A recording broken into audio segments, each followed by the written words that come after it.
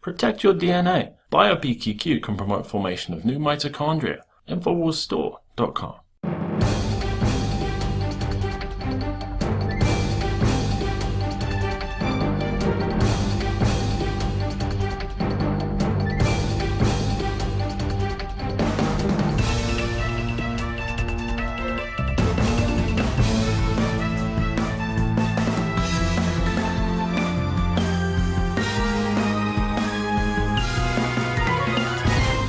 Welcome to another edition of Infowars Nightly News. This evening's date, Monday, March 26th, 2012. Here is a rundown of what's coming up. Tonight on the Infowars Nightly News. First, the prostitute media runs to the defense of globalist kingpin John Corzine, even after he's been caught repeatedly perjuring himself and stealing more than $200 million of people's private funds.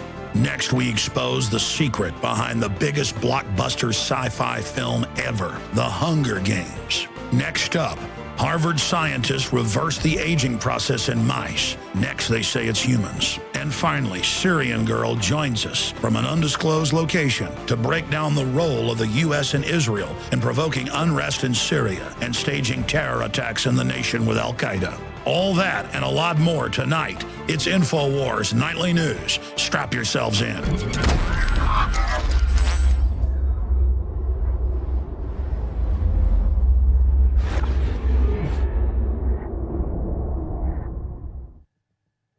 Let's look first at Don John Corzine.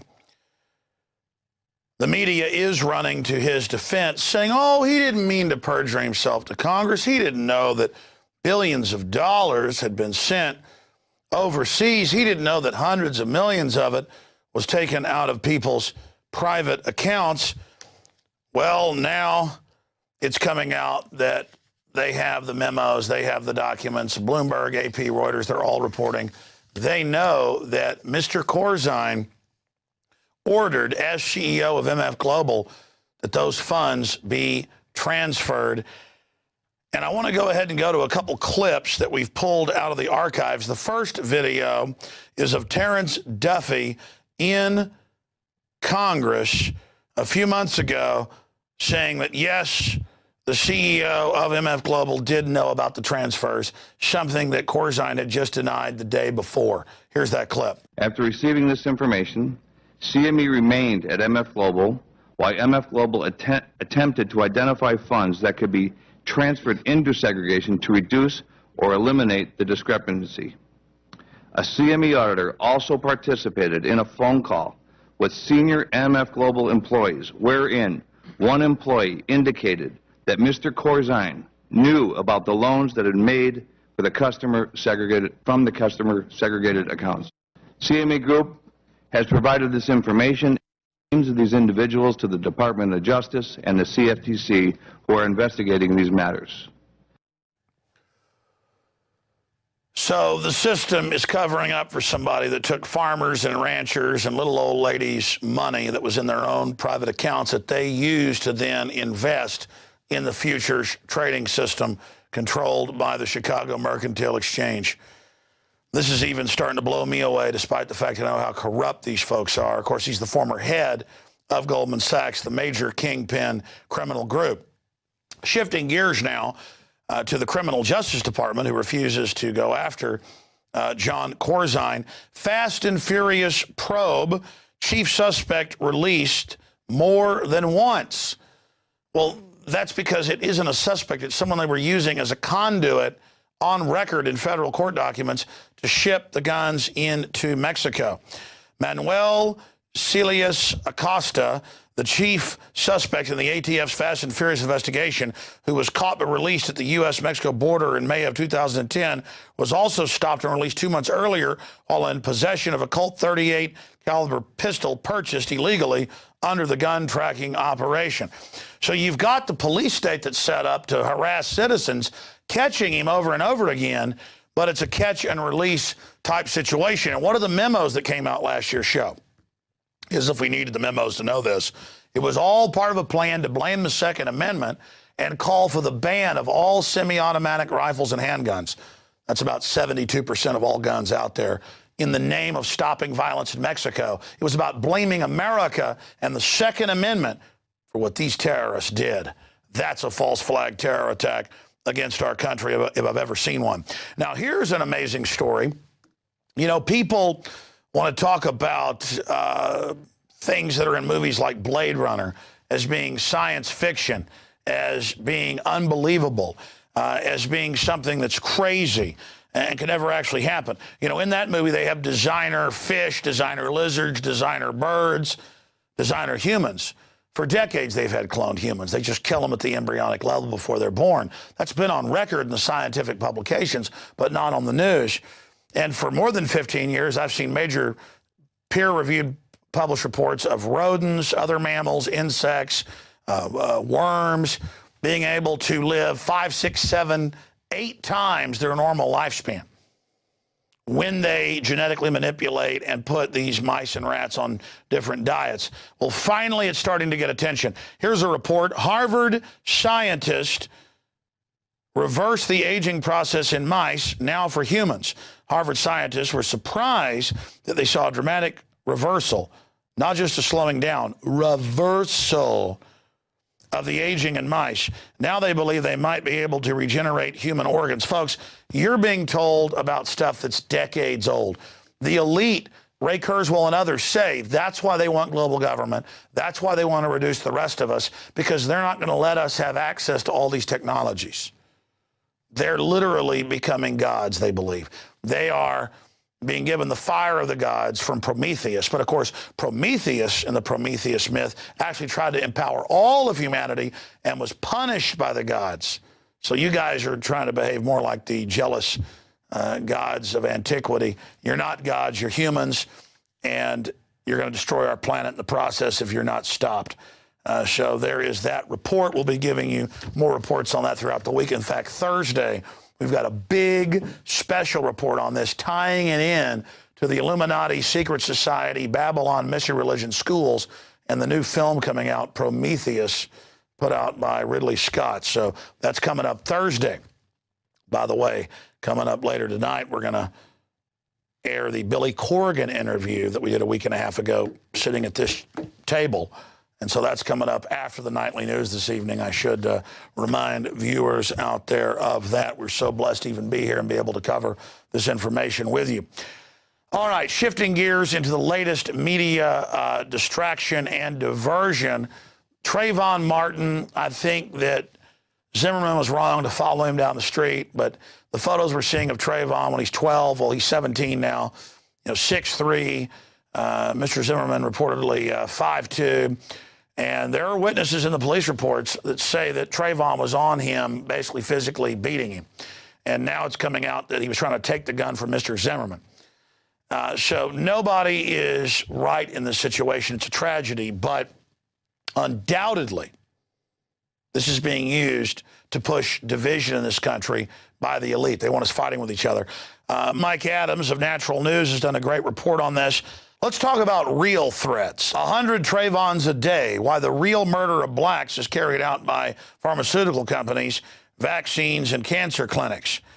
And it goes over the fact that you've got a much better chance, whether you be Hispanic, black, white, it doesn't matter, of being killed by the medical establishment than being shot and killed in a crime or anything else. And I saw some comments when we posted this article this morning saying, you know what, Alex, we're tired of you pandering to black people all day. This is a big spectacle. It's all anti-white. We're sick of you, writing an article about how Big Pharma's only killing blacks and not other people. Listen, get this straight. We've got a major issue going on with the elite trying to cause a race war in this country, which they're going to use to take all of our liberties, namely our Second Amendment. And by reaching out to black people and pointing out how 52% of them are being aborted, how they're having things tested on them like everybody else, we can get folks to stop fighting with each other. And quite frankly, from historical research, black people in this country were the first group to be beta tested on in the 20s, 30s, 40s, 50s, 60s, 70s with syphilis, radiation. Foster kids are being taken and having things tested on them. Most of them are black. So the fact is, I think Mike Adams is dead on about this. And for all these white people that I know who aren't really racist, but are sick of everybody telling them they're racist all day, so they've just gotten tired of it all and kind of run over to the other side of saying, okay, if I'm racist, if you say I'm racist, I'll go ahead and, go along with that. Everybody is in the same boat together, okay? And the globalists want to manipulate us against each other. And so we've got to stop it. Does that mean go along with the political correctness and hate yourself because you're white? No. But we've got to recognize that political correctness and multiculturalism is designed to destroy all of our cultures. And we've got to ask ourselves, why is that? So the system can replace our cultures with this plastic corporate death. But if we won't just have a ceasefire and look at the facts and be honest, we can't expect to ever defeat the New World Order. And then after the New World Order is defeated, if the black supremacists and the white supremacists want to kill each other, great, go ahead. Just right now, I want to defend the sovereignty of this country, the Second Amendment, private property rights, the family, and I want to stop the killing of children across the board. And a lot of you racists that say, like Khalid Muhammad would say, kill all the white babies. I dare black folks to actually go out and kill white babies. They're innocent, just like black babies are innocent. And I tell all of you out there that say, hey, let's kill all the Arabs, let's carpet bomb them, let's nuke them, let's glass parking lot them. Can you actually do what Sergeant Bales did and actually go blow toddlers' heads off? No, you can't. So don't sit there and talk about how great genocide is when you couldn't do it yourself. We're giving up our humanity here with all this racist garbage. And I understand the system uses it to beat people down and to divide us. I get that the anti-racism is what's actually pushing most of the race stuff. I get that. I'm just saying we've got to be sophisticated enough to understand what's happening here. When people called me racist for saying, hey, wait, Obama's using this Trayvon Martin thing as a political diversion, saying he looks like his son and all this, it's disgusting. I got attacked for that. But did I get mad because some black folks didn't understand what I was saying? No. I simply continued to explain the facts to them, and now most of those people have apologized to me. Look, reality is sophisticated. It's complex. If you want something simple, go to the mainstream news and get somebody reading off a teleprompter to you. That's what's gotten us into this situation. And by the way, the truth's starting to come out. Turns out Mr. Zimmerman's got a bunch of black friends, including a local TV anchor guy who's come out and said he's friends with him and, that he got a lot of black friends and that he's really freaked out about what happened and he's not a racist. We've also got the former head of the NAACP coming out and saying the epidemic is truly black on black crime. Bryant said the greatest danger to the lives of young black men are young black men, and that's absolutely true. It's fun to get all tribal, all humans do it, and get all angry and say Whitey's out to get us. But at the final equation, what's destroyed the black community is now destroying all the other communities, and it's this government nanny state that makes you dependent. Prosperity makes monsters, adversity makes men. I'm reversing the quote by French philosopher Victor Hugo, but adversity makes men, prosperity makes monsters. That's what's happening here, is this enslavement. Now, in other news at Infowars.com, Ron Paul suspects Supreme Court will rule monstrosity Obamacare constitutional. Would be a real tragedy if law is upheld. He told me 2 months before Obamacare passed Congress that it was going to pass. So he's got his ear to the ground. But I've seen all the big neocon publications getting everybody ready that, the conservative members are probably going to vote for this. So get ready for their decision. They're getting everybody ready. Now, we all know the federal government making us buy insurance is not constitutional. It's slavery. But you've got to know it's not some liberal socialist communist movement. That's just the cover. The big banks that own the insurance companies want to make everybody buy insurance. Then it lets the government decide what care you get. So it's really a fascist model, even worse than socialism if that's possible. And so, yes, I saw whole stacks of articles the last 3 days getting everybody ready for the Supreme Court to rule. You bet the government's going to make you buy things. Got to buy it from the company store. and government's taking over health care. So you're going to pay for all this, and then you're not going to be eligible for the medical care. So it's like our own writer, Paul Watson's been sick for over a month with a chest cold. He goes to the government doctor, and they go, "We're not giving you antibiotics, Jack." And he's like, "Well, let me go see a private practitioner." They're like, "We decide if you can go see somebody. Only the elite can see that, even if you have the money. Sorry, here's a bag of aspirin. Get well or die." In fact, if you go to Infowars.com real quick, we have an incredible graphic up there that's Planned Grandparenthood, the death panels, where you get bonus credit for going ahead and euthanizing grandpa and grandma.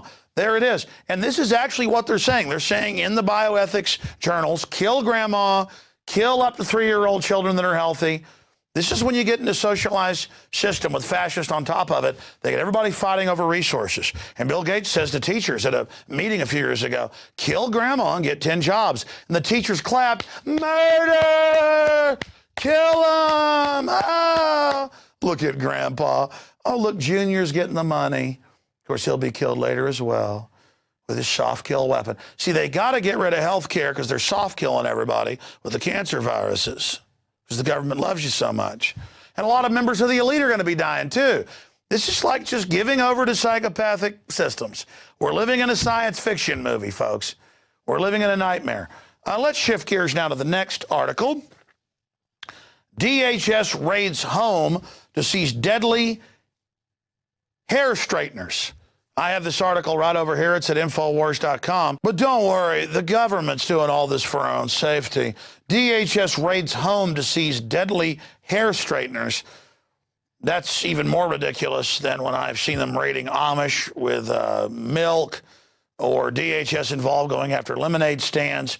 Federal agency founded to fight terrorism continues war on grooming appliances. Yes, it's going on to keep us safe. But that's okay. 2 weeks ago, the head of the CIA, General Petraeus, said, you know what?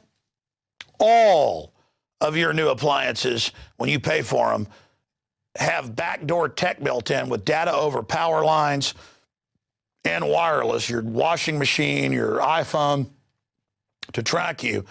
And Paul Watson's got an article out today. Everything is spying on you. Forget 1984. The Internet of Things is the ubiquitous surveillance grid, and it's all there. The schools watching your kids over the, quote, free laptops you paid for with tax money.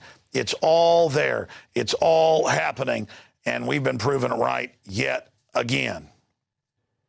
Now we will break down the secret of Hunger Games, set more than 100 years in the future after America has been collapsed, is an artificial system where the population has been turned into feudal slaves living at a subsistence level. It is the essence of Agenda 21. The suboid slaves are played off against each other in gladiatorial diversions. This is directly out of the Globalist Handbook. There you've got Mr. Sutherland, one of my favorite actors, on a jumbotron screen in a police state dystopic future at the Hall of Justice. Already at Walmart's, Mall of America, and thousands of locations, giant jumbotrons are there with Big Sis, a asexual creature, telling us that we all need to give our rights up because terrorists, Al-Qaeda namely, that they publicly fund to attack other nations, is hiding under every desk wanting to get us. Now, continuing here with this film, now that I've had a chance to research it and go over it, this is really a piece of anti-establishment propaganda, because you've got the 10 FEMA regions, the 10 governors, this plan globally to have 10 regions with 10 sub-regions per sector across the world. This is really the UN model. And when you read the biological diversity assessments, they talk about bringing back gladiatorial games to teach people to fight with each other, not with the state, and having big centralized governments over the 10 global regions with 10 sub-regions per region. And you have a central government per 10 regions that plays the sub-10 regions off against each other via gladiatorial games. So the writer of this fiction book she's really got a deep understanding. And by the way, we're going to end up contacting her. We're trying now, but seeing the film, I can guarantee you that if she's not an Infowars reader and Alex Jones listener, that she is a deep researcher into the New World Order and the system they want to set up. Because the 1996 UN Biological Diversity Assessment, I covered it in my 2002 film, Road to Tyranny, says they would have gladiatorial games, reintroduce human sacrifice, teach the people to fight with each other. This film is basically, from my notes, Robin Hood meets Romeo and Juliet meets 1984. And it is Agenda 21, where the central government over the subregions is artificially cutting off resources and imprisoning and executing people who were caught killing a rabbit, killing a deer so they get food for their family. And the society has been artificially collapsed so that everybody is dependent on the central government that has the resources. You're not allowed to farm or ranch for your own good. This is what the New World Order is about. This is what Agenda 21, Behind the Green Mask, and the book that we sell at Infowars.com breaks down. This is what the corporatocracy is calling for. This is what Maurice Strong in 1992 and now this year is calling for, a post-industrial world with these high-tech reservations that are government and corporations, with the rest of us living in squalor outside of that, but unified by television broadcast of the giant gladiatorial games. Now, in part 2 and now part 3 coming out, the books, I haven't gotten to those yet. I'm talking to fans of it, though. I've got friends and family that are. It's more of a message of revolution against this. So Hollywood, in its desperate attempt to stay relevant, is more and more adopting the culture of resistance to these eugenics, post-industrial, deindustrialization cult, and people are really starting to wake up. So that is exciting. And we'll have some more reports and reviews on the Hunger Games. Also saw a film on DVD that I think is pretty impressive called In Time, with Justin Timberlake of all people, but it is a powerful message of the elite being able to live forever, but needing to reduce population to do it because you can't have too many people. That's also what this is all about. And we're also going to be reviewing here with a sneak peek months before it's out, coming up this Thursday, Prometheus, the Ridley Scott film. So you want to stay with us on that. But you know, I wrote a lot of notes here. I kept hearing about the Hunger Games, too busy to get focused on it. Now I've had a chance to see it. It's got Woody Harrelson in it as one of the trainers of the people that are involved, as one of the winners of the Hunger Games, where you've got, again, children, the youth, being sacrificed by the central government in a gladiatorial event. That's the tropism developed by every other authoritarian system in history, whether it was the Aztecs, the Babylonians, the Greeks had human sacrifice, the Romans, that's what the gladiatorial events were. Now, all of this human sacrifice in every single culture, ritualized warfare, because the elites are basically culling the population. This is an ancient truth, and that's why Hunger Games is so powerful. Any film that is extremely successful has a couple things behind it. A, the system pushes it. But more importantly, B, it has to trigger archetypal truths that we already know are there. And finally, it has to be presented in a powerful fashion. And so I'm not saying Hunger Games is even good in the final equation, because the system has put it out to people. They believe the public's so dumbed down, this will condition people to accept this future, which is what the UN and others are actually pushing. It's incredible. This is something they're actually pushing, a rewilding, going back to primitive times, gladiatorial events, human sacrifice. The UN actually calls for this, cutting off resources artificially to control populations, because a true renaissance of clean energy, new systems, free energy systems threatens the monopoly. So the elite who are facing that are deciding to go into a new dark age where they have life extension and they have all these new systems, but that's blocked off from us. We're in a new dark age. They ascend to the next level with the Promethean fire. That is their plan. The question is, will you let them do that? You see, they know that you can never be given access to any of this or even know that it exists, or you'll completely rebel and they'll lose their monopoly of power through the technological revolution. Because technology's a multifaceted sword. with hundreds of edges. It's not just double-edged, good or evil. It has a fractal design of 6 dimensions of possibilities, and we make the future. That's why they want us walled off in this matrix-like system of American Idol and NFL, totally feeling inadequate via the Madison Avenue brainwashing system, with endless recruiting ads showing women rebelling against their boyfriend by shaving their heads and marrying the state and joining the Marine Corps. We're going to show that tomorrow night. I mean, sick stuff. So you can be injected with binary weapon systems and die young and be chewed up by DU. The system wants to destroy the family, so we all marry the state and join the hive collective that uses us as human resources. Another term hidden in plain view. So again, the system thinks they're throwing it in your face and you're weak, and you'll just accept this as what's coming. I believe that when you see the facts, you will be enlightened and take action against the globalist. You're like, well, how do I bring them down? You don't bring them down by yourself. You resist, you rebel in small ways, and we kill them by 1 trillion cuts. The globalists are doing that to us incrementally. We resist them incrementally as well. Resistance is victory. Let me give you tonight's quote here with this jumbo edition of Infowars Nightly News. Okay, so tonight's quote is from Bob LaFavre, a Alex Jones of decades ago who's now deceased. Government is a disease masquerading as its own cure. And he's the father of the Freedom School. He founded that, and we stand on people like Bob's shoulders. So we commend you, Bob, for all your work, and we say hi to you. They're watching from Valhalla. All right, we're going to go to break, and when we come back, we're going to talk to Syrian Girl, and then we're going to give you the big exclusive Smashing Pumpkins founder Billy Corgan interview that is going to make Al Gore very, very angry. I want to remind viewers this is teleprompter-free real news. If you believe this is powerful information and you're watching this like millions of viewers out there on YouTube and other video systems, if you want to support us and watch it when it first goes out every evening, and you want to see all my films and 9 years of material and see video live of the Daily Radio Show /TV, become a PrisonPlanet.tv subscriber. It's only 15 cents a day. But you can do a 15-day free trial right now and test it out for free. And one membership is really 6 memberships. For every 15 cents a day membership, we allow 6 people to log in with the same username and passcode.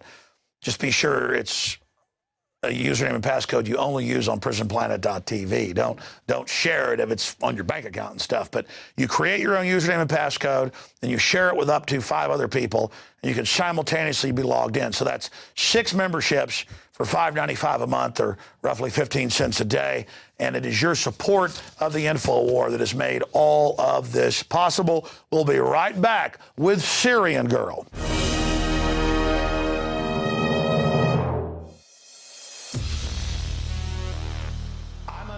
Our biggest contest ever. And we're looking for people who love freedom and who want to be all in the resistance to tyrants. So you say you want to fight the New World Order. Why, if you were on the radio, if you were Alex Jones, you'd really kick some globalist ass. Well, here's your chance.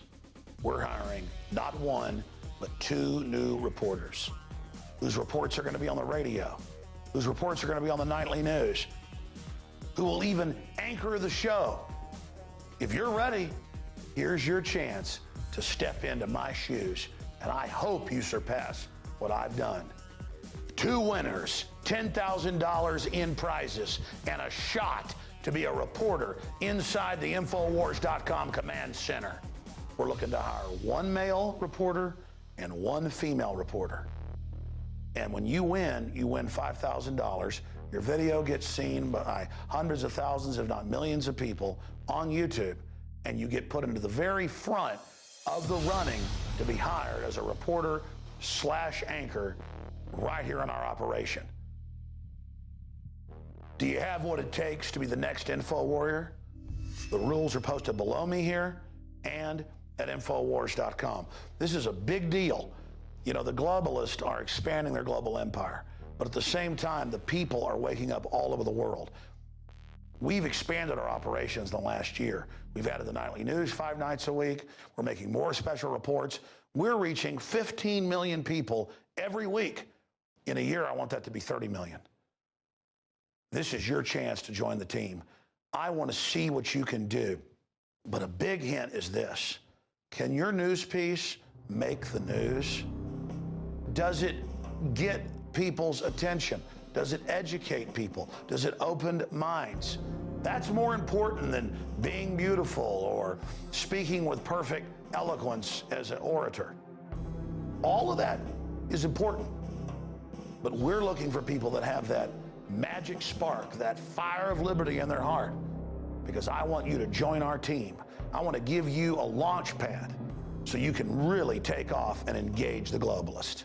And if this works, we'll have contests all the time, and we'll continue to build this operation.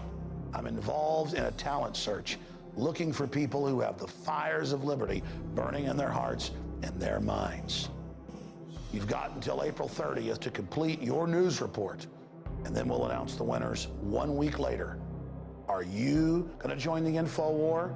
Do you have what it takes? It's up to you. All serious entries will be posted on Infowars.com. So everybody wins. You're getting the message of liberty out, and that's what really matters. But in the final equation, it's not about showing Alex Jones what you got. It's about showing the world and the globalist that no army can stop an idea whose time has come. Join me in the info war.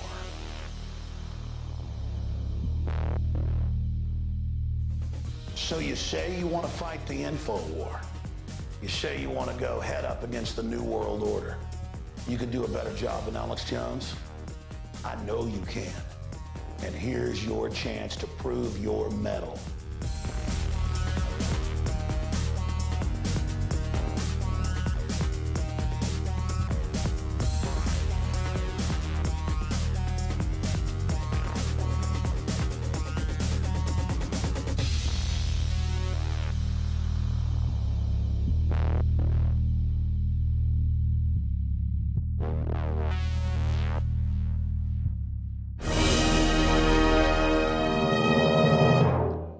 We are back. Thank you for joining us. We've been off for a pit stop, 2-week hiatus. And coming up after our next interview to give us a perspective on the destabilization in the Middle East, we're going to premiere the hour-plus exclusive interview with the founder of the Smashing Pumpkins, Billy Corgan, that we shot about a week and a half ago here at this table. So that's coming up here in about 15 minutes or so. So please stay with us. First off, Syrian Girl has been quite a sensation on the internet. She's not like the people that have been caught working for the West who are from England and don't really live in Syria, who've been caught, Syrian Danny and others doing fake machine gun fire and claiming there's dead bodies all around them. No, she doesn't even claim to be in Syria. She's in an undisclosed location, but of course, her family is from Syria. In fact, her family comes from the last ruling class family there, so she doesn't even really like Assad. So I thought I would get her on to talk about that and then look at Al-Qaeda on record being called freedom fighters and protesters, blowing up military and police bases a few weeks ago, and the protesters now for 6 months that have been shooting and killing people that Anderson Cooper and others are praising. So we're going to talk about that, Angelina Jolie when she visited, and more, with Syrian Girl joining us from an undisclosed location. Syrian Girl, thank you for coming on with us. My pleasure. Let's get a little bit into yourself and, as a Syrian, what your overall view, what your family's view is, if you can tell us on what's happening there, the different forces that are involved. So when I was growing up, I was always given a very bad impression of the Syrian government, and I accepted this as the status quo. And obviously now that I'm older, I realize that's not true. But the reason for this is my family is actually from the previous bourgeois ruling class and was deposed from power during the Ba'athist coup. my grandfather was in government, and also on my mother's side, we had some land that was confiscated and whatnot, but that's okay, I guess. Basically, even in my own family, there's been some issues with the government where people have gone to prison and things like that. So I'm not pro government. I'm actually not pro very many governments in the entire world. I'm hard pressed to find one government that I find myself in agreement with. And I'm quite cynical in this view. I feel that, the state exists for the state alone. So I'm also suspicious of any new government that might ever arise. I just feel like whoever wins, the government always wins. So I understand completely where people who have issues with the government are coming from. But on the same hand, I also understand why there's a lot of support for the government. Education is free, healthcare is free in Syria. There's no foreign debt. Religions live amongst each other peacefully. So I see where both camps are coming from. But I have to, at this point in Syria, because Syria is not some island that is separated from the rest of the world. Actually, Syria is very different to the rest of the countries. We are surrounded by our enemies from every side of the borders. So you can't just apply, all other considerations that other countries might have, revolutions, and not consider where Syria is and who would benefit from it and who is causing it. And for Syria, we need to have more security than other people. It's not like we don't have a reason for it or we have to invent a reason for it. We actually do have legitimate reasons to be suspicious.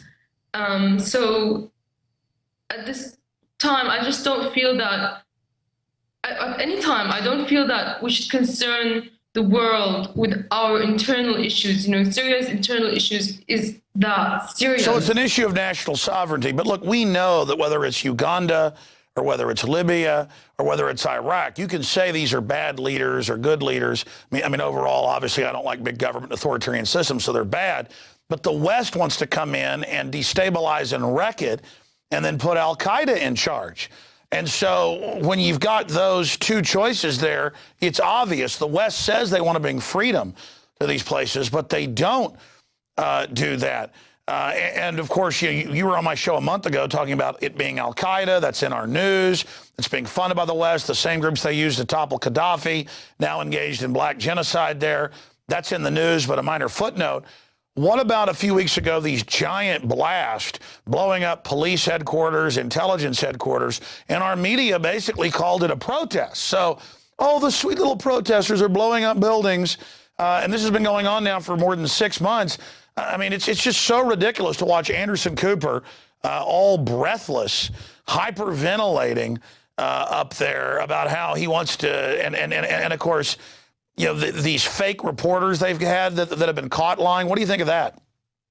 I think it's been happening since the very beginning, but only now have they, has the media in the West, I mean, not all media, obviously, but only now is it really coming to light. They've been faking videos. I've got evidence of it, a lot, in friends' channels, in my own channel, of them faking things from the start. But now, it seems that they are actually, well, not now, we know that they've been collaborating with these insurgents. And now Anderson Cooper, he was interviewing this guy called Danny, as you know, and your viewers would probably know that this Danny was caught faking an interview saying that he was under bombardment when really he was in complete safety, and he was actually faking sounds of shelling.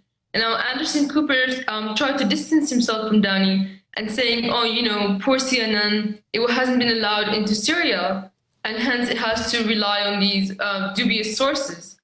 Well, actually, CNN was allowed into Syria, and this was at the time of the oil refinery fire in Homs.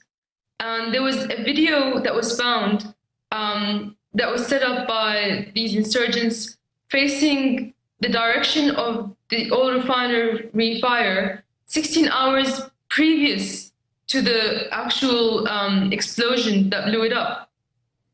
And actually on this very same video, the voices of CNN journalists, Arwa Damon, I think her name is, and some of her colleagues were heard on this video. So not only were they not only are they so skewed and faking interviews, they're actually collaborating with people who are committing terrorist bombings. And I can't say how far this collaboration goes, but obviously they knew what was going to happen because they were there, you know, with the camera. So this is not like new. If you remember in Libya, there was one CNN, I have to correct myself, it may not have been CNN, but there was one Western journalist who on her Twitter tweeted that she helped NATO that day because she directed them to a position of where to airstrike.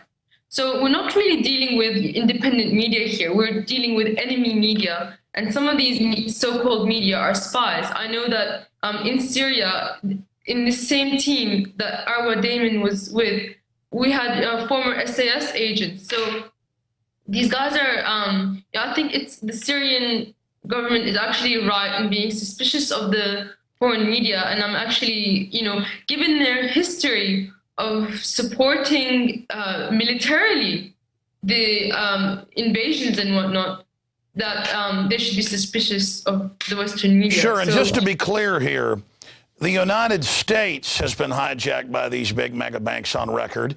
The Economist, Financial Times of London, they brag, oh, Goldman Sachs has conquered Europe.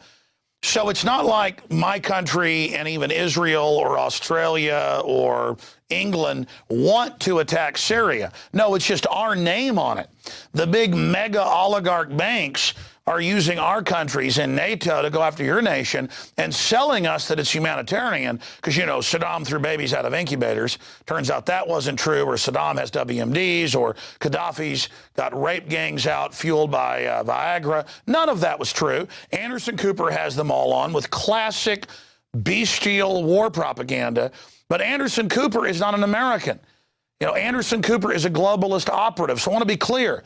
It's not that, oh, I'm siding against America with Syria. I don't like Assad, just like your family got run out of there by Assad and locked up. The point is they're not trying to go in and throw Assad out to bring some type of freedom, but to loot the region and put al-Qaeda in charge, who've said they're going to run out the Muslim minority groups and the Christians.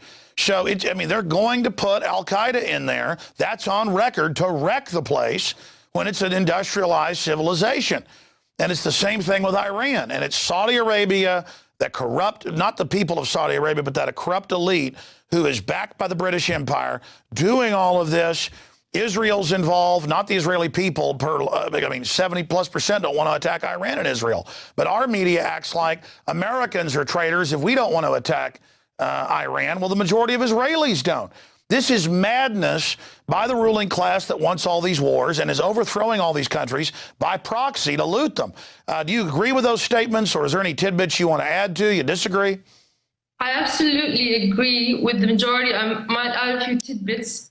I want to definitely confirm and agree that, you know, our war, our fight is everybody's fight. You know, we're all fighting these banks.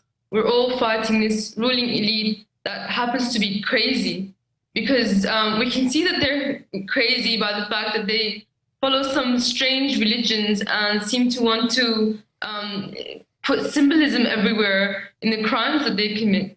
And you know, it's not about being behind Syria and against America. No, it's about stopping the potential of a third world war. And the only people who are going to suffer are us, you know, all of us, people, civilians, soldiers, our families. So, you know, I totally agree. Our fight is your fight, and your fight is our fight.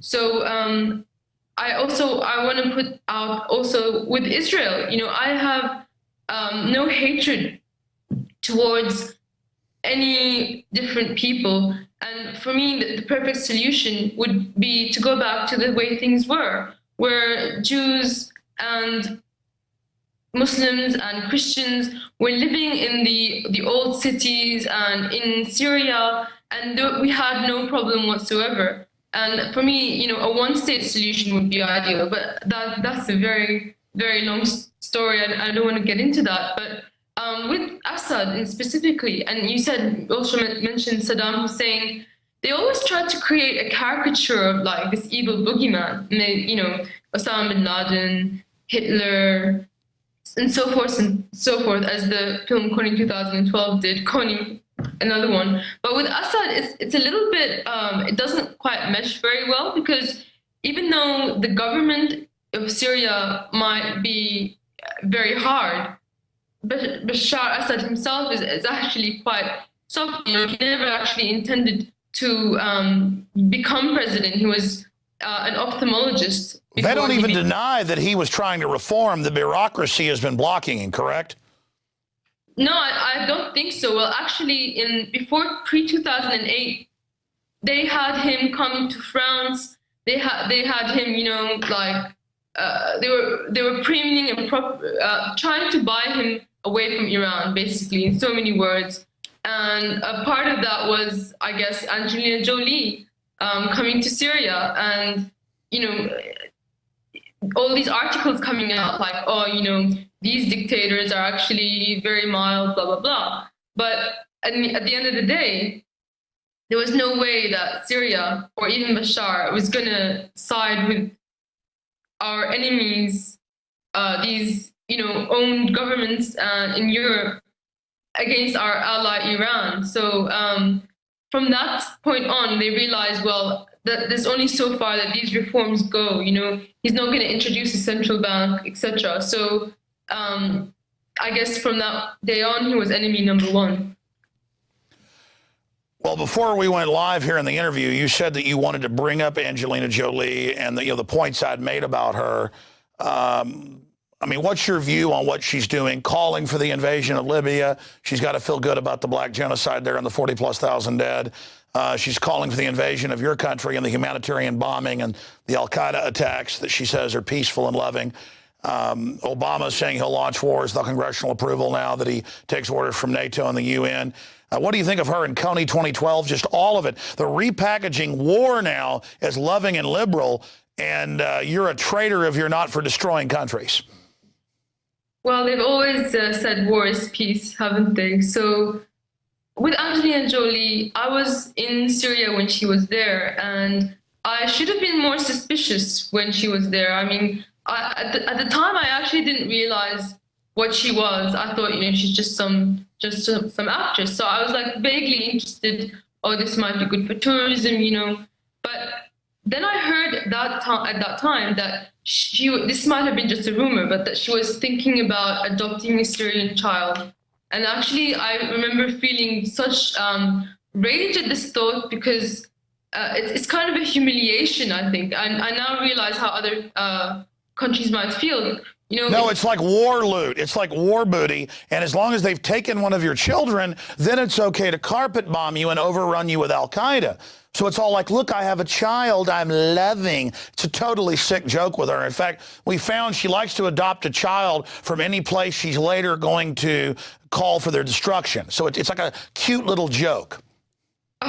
Well, luckily, either she wasn't allowed to take one, or or it was a rumor all along. I'm betting it was the former. But she's definitely, as you said, I completely agree with what you said about her. And I feel like she's more than just a useful idiot. And she also appeared in the Coney 2012 film saying, oh, let's find Coney, like, he's so evil, blah, blah, blah. And I actually have a long commentary on my YouTube channel about Coney 2012. And I don't want to repeat everything, but it's so clearly a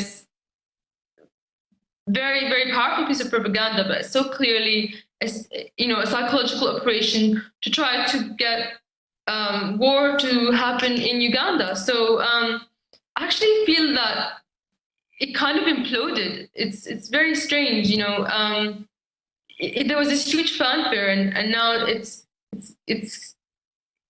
also all these intellectual people are against it, that are the voices that are being heard. So, maybe it's a plus in the end. Well, the whole Coney 2012 thing, George Soros connected, State Department connected, all of it. I mean, this guy hadn't been seen in years, 5, 6 years. That's the telltale sign. They just pick a boogeyman where he's there, and then they tried to pass a resolution in Congress saying we'll attack any country we want on the name of Coney in Africa. I mean, it's so transparent, but they got all these trendies hopping around going, it's liberal, it's liberal. I mean, how they've gotten normally liberal anti-war people now to be like vicious pro-war piranhas, all because Obama's in. So you give him the Peace Prize, you have him launch all these wars and call it peace. I mean, it is sick. It's so ironic because the movie itself is discussing how terrible it is to use child soldiers, where they have images of all of these teenagers in T-shirts with machine guns on their shirts, with a big banner down the bottom that says "We will fight." So it's a complete and utter in-your-face hypocrisy, warmongering. I don't know what else to say about it. I guess the powers that be, they worked hard on that one, but I don't know how far it's taken them. Osama bin Laden was one of those boogeyman that was everywhere. They had a minion as well, Zarqawi, which they used in Iraq. And so many Iraqis were saying, actually, we've never seen him, we've never heard of him. He's just another WMD. But America sure seems to know where he is at all times. And it's crazy how many stories come out of him being killed somewhere or lost a leg. It just shows you that these people, whether they existed in one point or not, the creation, the character that they have of them is just a tool to create war, to gain resources. And in the case of Africa, it's just to push China out of the way so they can get their own oil pipelines through. So that's that about Coney, I guess. Syrian girl, I want to raise the al-Qaeda attacks. I already mentioned those, but again, watching the rebels who've been attacking, I don't know, 6, 8 months, however long it's been now, from the beginning shooting and killing people, and then our controlled media that works for the big banks that have taken over America here in my conquered nation, they just all happily go along with the fact that they are implying that military attacks are protesting. And then now we see al-Qaeda blowing things up. What's your view on that? And where do you see this whole situation going in Syria now that Russian ships are there and Russian troops have been deployed to the area? Well, on the Russian troops, I think, the ships had been there since the beginning of the year. And they came because actually the ships, French and Canadian ships from Libya, had stayed in the Mediterranean, waiting for a chance to attack Syria. And, I've heard people say that, oh, NATO hasn't attacked Syria because it doesn't have oil. Actually, they've been trying to attack Syria since day one, but they've had Russia blocking them. And, we welcome the ships in the port. The soldiers are not given free rein in Syria. The report initially of the soldiers being there is unconfirmed. I think the first source was Debka. So I'm not sure, but I feel that if there's soldiers anywhere in Syria, they would just be guarding the Russian boats themselves in that locality. But I think that, I trust that our Russian allies would support us if some crazy war hawk just decides to break resolution and attack. Back onto the bombings and the so-called peaceful demonstrations in Syria.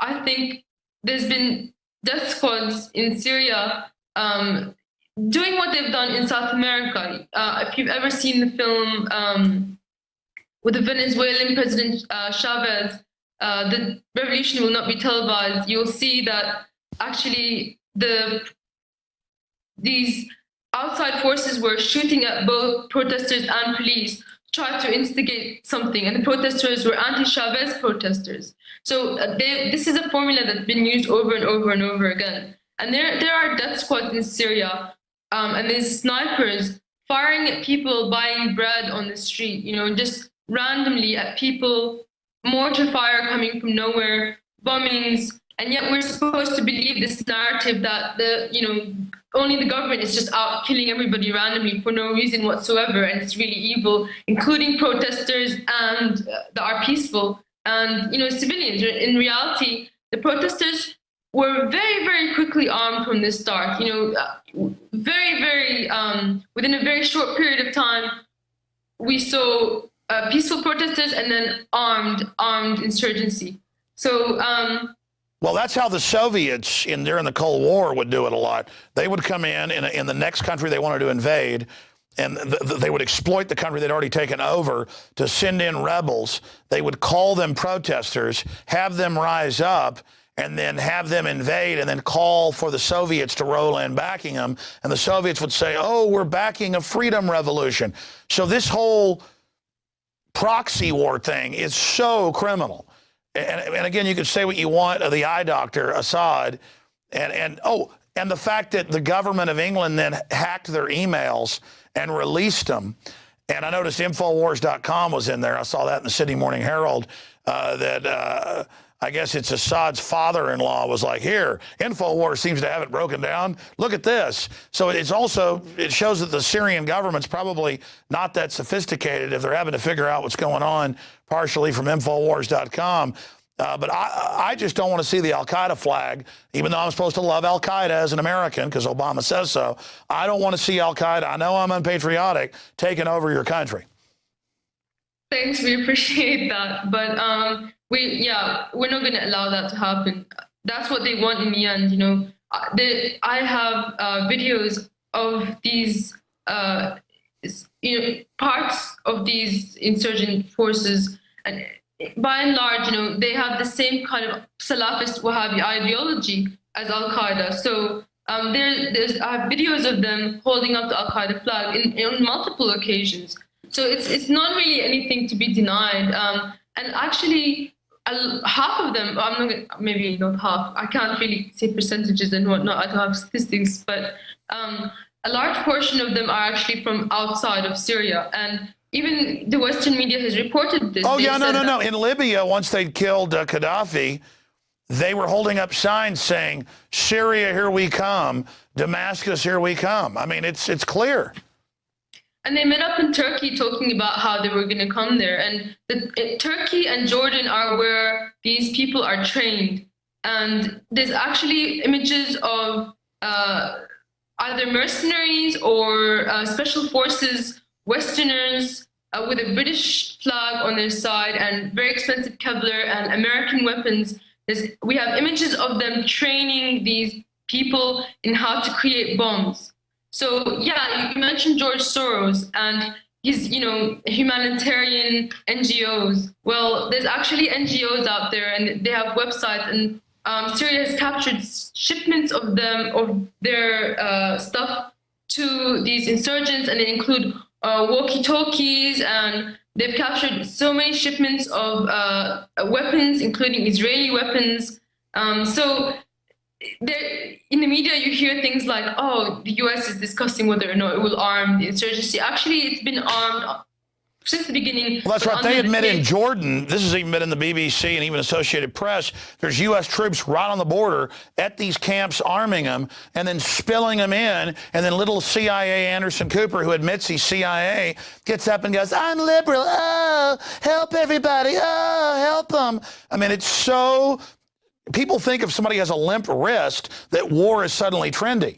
And that's all a camouflage with Anderson Cooper, that whole I'm a sweetie cake act. Oh, we've really got to help the protesters.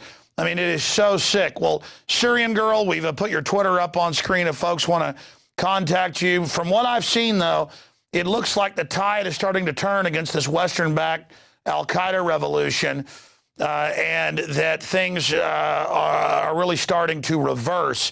Is that fair to say from your contacts in Syria?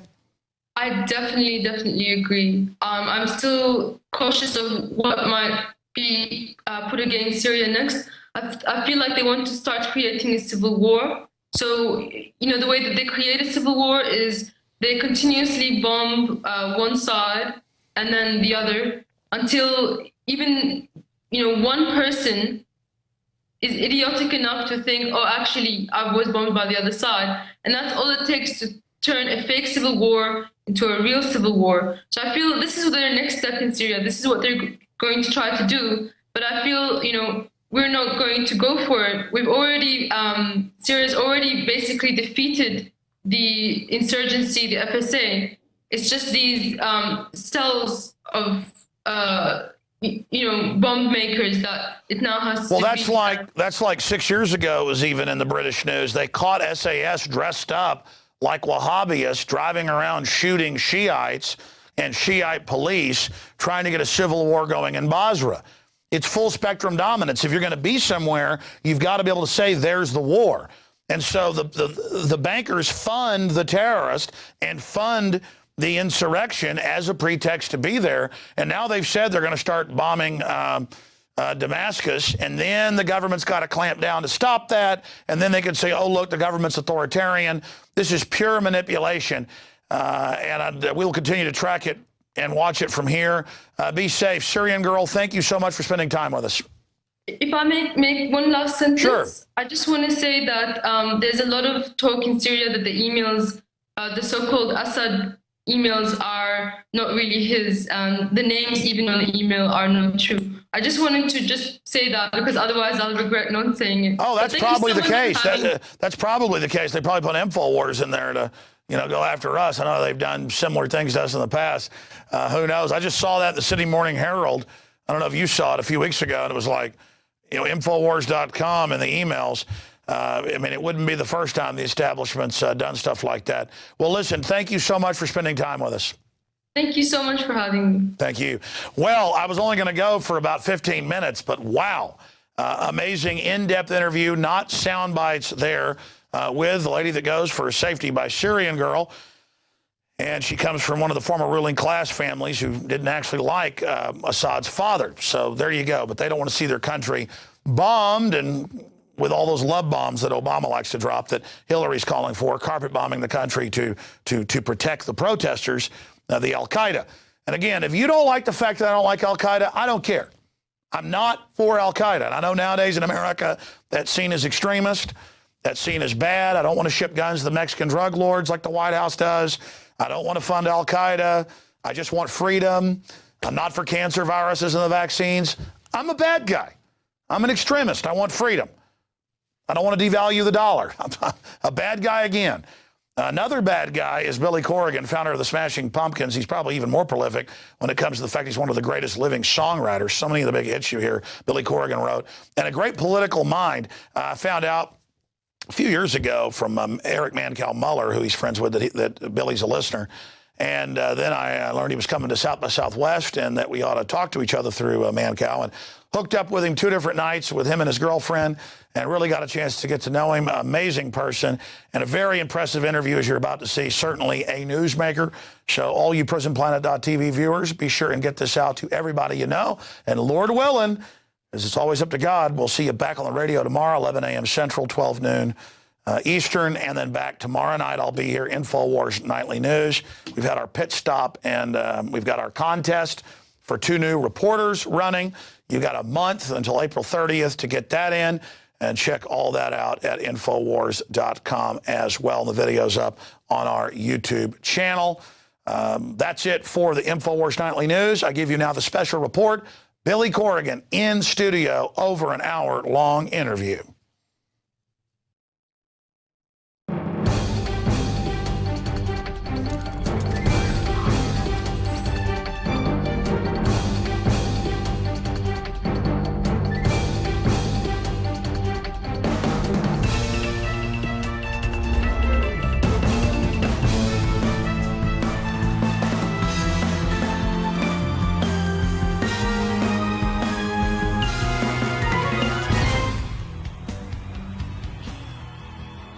Tonight, we have a special guest in studio, Billy Corgan, the founder of Smashing Pumpkins.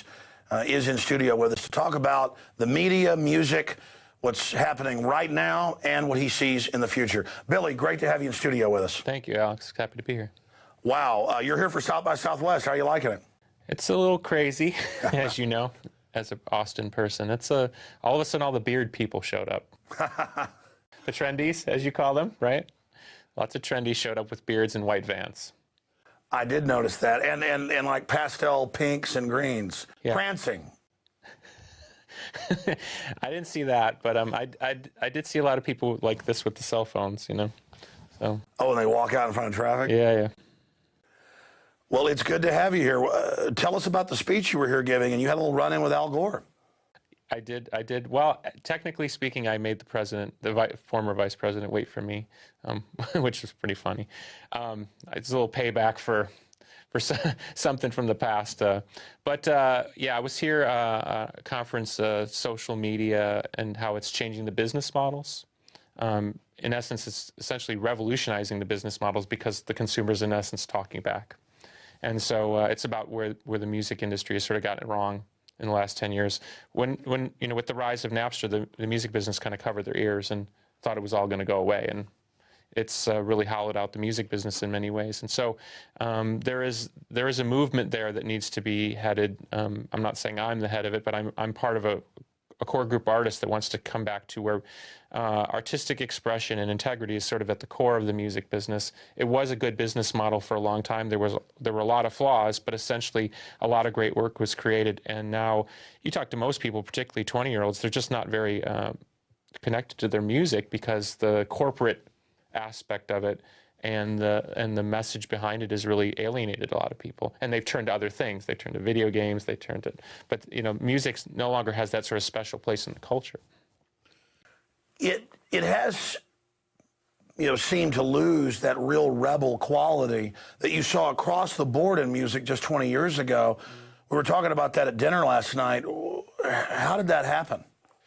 Well, I think anytime you have a corporate interest becomes the dominating theme. I mean, it's a central theme of what you talk about in your broadcasts, where corporate interest has taken over America. I mean, you can go back to the founding fathers of America. They were working their own corporate interests. I mean, it had a lot to do with the decisions they made in Philadelphia in the late 1700s, but it was balanced against a set of constitutional rights and the idea that, well, this particular model, a free model, a great society, is going to yield a greater result. And as you like to point out many times, I mean, America was an incredibly successful experiment for a long time. It evolved. And then somewhere along the way, we've kind of just gone like that, where corporate interest has completely taken over our political structure, and it's also taken over our musical structure, where you have, I mean, yes, it's a business, as somebody once said, it is a music business, but when it is the prime driving force, well, then, of course, you're going to get into things that are salacious and in essence, overtly negative to the culture because they're just serving a particular interest. And there is a point where we all have to be responsible for our community standard. We all have to be responsible for the messages we put out. I mean, I've said lots of crazy things, done a lot of crazy things, but I've always had an intention in the back of my mind that something I was doing or the collective amount of things that I was doing were going to help somebody somewhere. If your complete intention is to do nothing but profit on the backs of others, well, then you know where that's going to go. You mentioned the founders, and I think you really brought up a point that I've thought about a lot but never articulated, but reading their writings and what they did, they were inventors, they were really into knowledge, and sure, they were, you know, corporate businessmen, but they were really into the fact that we're so confident, we're so smart, we're not intimidated by other people having freedom. They were kind of in and talked about this wild experiment of freedom. And you look at the corporate structures globally today, they are scared to death of any freedom. And so they're stifling that. And I think that's really pretty simple, but at the same time, it's complex. Well, I think from a political standpoint, anywhere where you see dissent being stifled, where is the fear? I mean, or should I say, why is the fear there? Most people I talk to that would say have a problem with the government, they don't sit around and talk about anarchy or overthrowing the government. They just want to see a government that represents their sort of community value. And I'm not necessarily one side or the other. You know, I've got people in my family that are total right-wing Republicans. Some of them are probably even racist. But they at least have a particular opinion that they're coming from that is rooted in their own belief system. When all you have is corporate interest driving something, well, then it's got nothing to do with belief. It's about looking at you and saying, how can I strip this man or this woman or this family of their resources? And that particular aspect is sort of haunting to us as Americans, because even if we were raised in propaganda, which you and I probably were, we were at least raised to believe America's a great country, it represents these values. You know, we freed the slaves, we helped stop the Holocaust. You know, we grew up with a sense of personal ethic about what our country represents. The corporate globalism is so cold-blooded, it's so robotic. Well, yeah. And I mean, you address it, you know, with great frequency. And I think I use that word again. There's sort of a haunting feeling. It's like I get it. Like, I get you want to make money, you know, I get you want to sell me something, but it's when it's at the expense of my community, when it's at the expense of the values of the people around me. And, you know, people don't even talk to their neighbors, and they're all so locked into this, we talked about it last night, kind of a narcoleptic state where the TV is enough or the computer is enough. That's a scary thing, you know, and so there is a connection there between kind of stifling dissent. You know, what did Obama say coming in? I want to run this great open government. Transparent was, I believe, the word they used. And now you've seen where they go out of their way to stifle dissent. It's the most closed government. Right. But what I say from an artistic point of view, and as somebody who's been in the media and at the top levels of media, and of course I know plenty of things that go on behind the scenes, why are we so afraid of that dissent? You know, what is the problem? I mean, isn't that the point of a democracy? You're supposed to have a kind of a riotous debate about who's right. It should be an uncomfortable conversation. There should be kind of a, that's the whole point. Exactly. They're always saying, well, you can have your free speech as long as it's not uncomfortable. Or as long as it's 300 feet down the road, away from where the limos go in the back door, you know. But it is the uncomfortable speech. That's what's really important. Yes, and that's why I appreciate what you're doing. I think you raise a lot of points that are uncomfortable, but they're necessary towards the greater dialogue about where our country is at the moment and where it's going.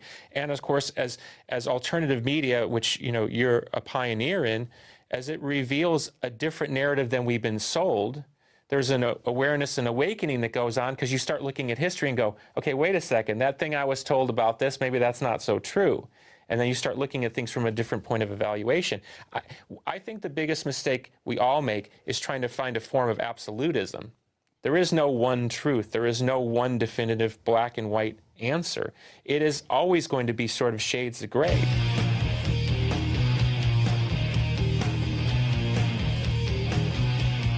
I just have a hard time understanding why there's this fear that's rising up around the discussion. And that, to me, that's a big red flag. Well, the system knows that as it consolidates power, people subconsciously are smart and understand there's a threat. So the system is very adept at projecting people's natural anxiety over things going in the wrong direction onto some boogeyman. And the social engineers, they know that.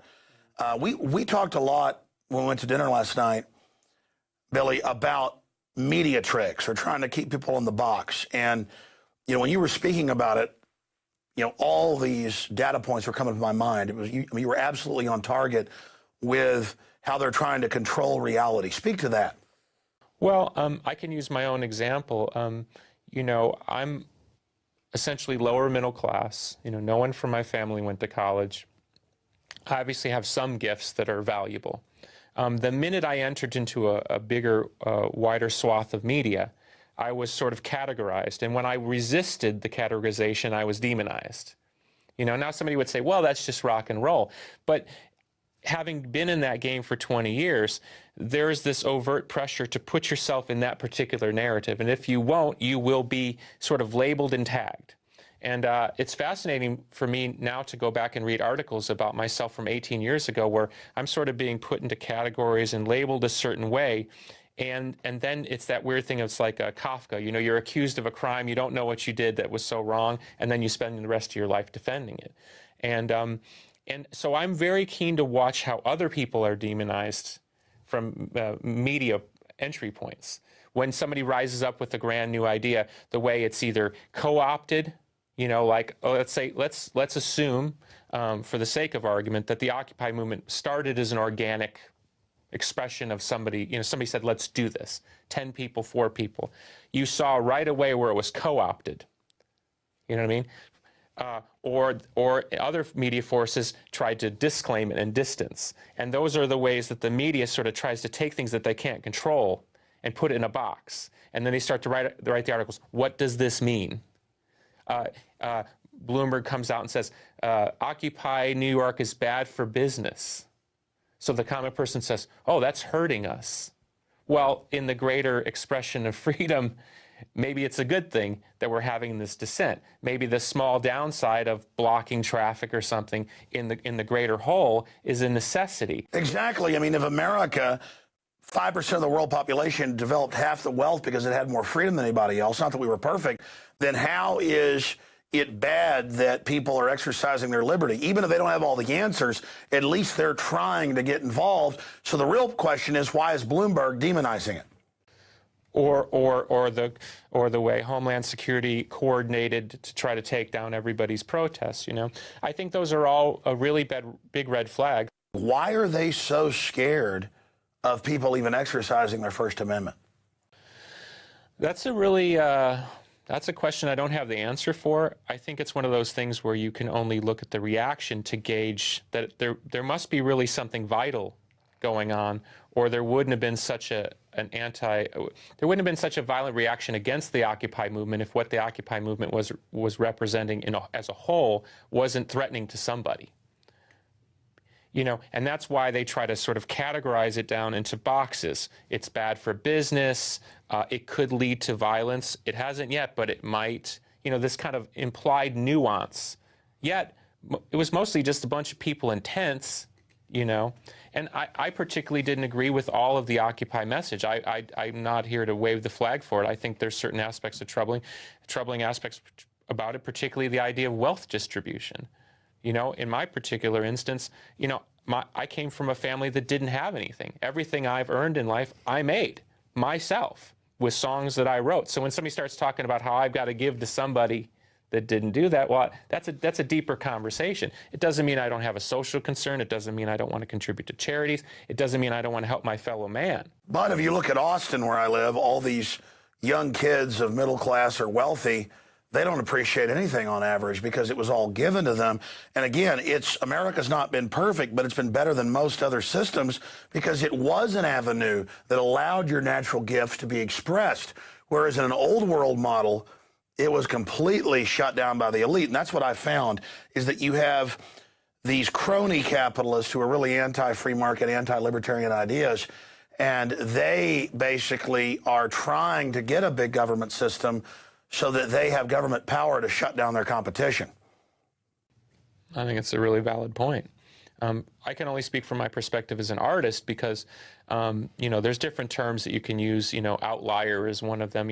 If you exist sort of outside a given system, and I've been in the system, I've been outside the system, and now I'm probably standing right on the edge of the system. It's like you and I were talking about it today. I did this thing at South by Southwest where I gave an hour talk with an author who's an expert in social media. He's written this book. Brian Solis is his name. We had a 1-hour discussion in front of 1,500 people, and the headline reads, Billy Corgan rants. You know what I mean? I don't understand how that's a rant. An hour discussion, a sober discussion with 2 intelligent people about a very complex set of ideas, opinions included. That's not a rant. But that's that kind of language that gets encoded in.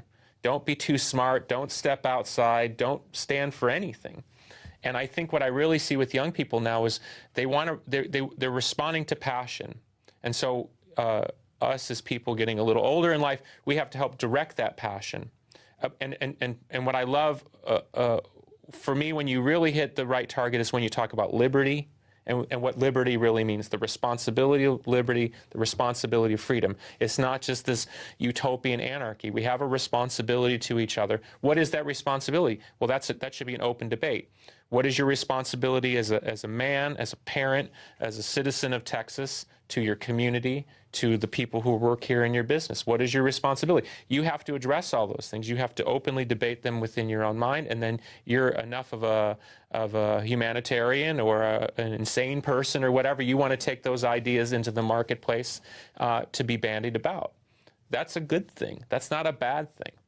You know, even if I disagreed with 99% of what you were saying, I agree with why you believe in what you're doing. I agree with many things you say, but what I really respect is that you're willing to put yourself into the center of that argument and make that, because that is what our country is supposed to be about. Our country is supposed to be about innovation, supposed to be about intelligence. We're supposed to be the, even what was it, old Bush, we're the beacon on the hill. Okay, well, are we the beacon on the hill? Well, we should be.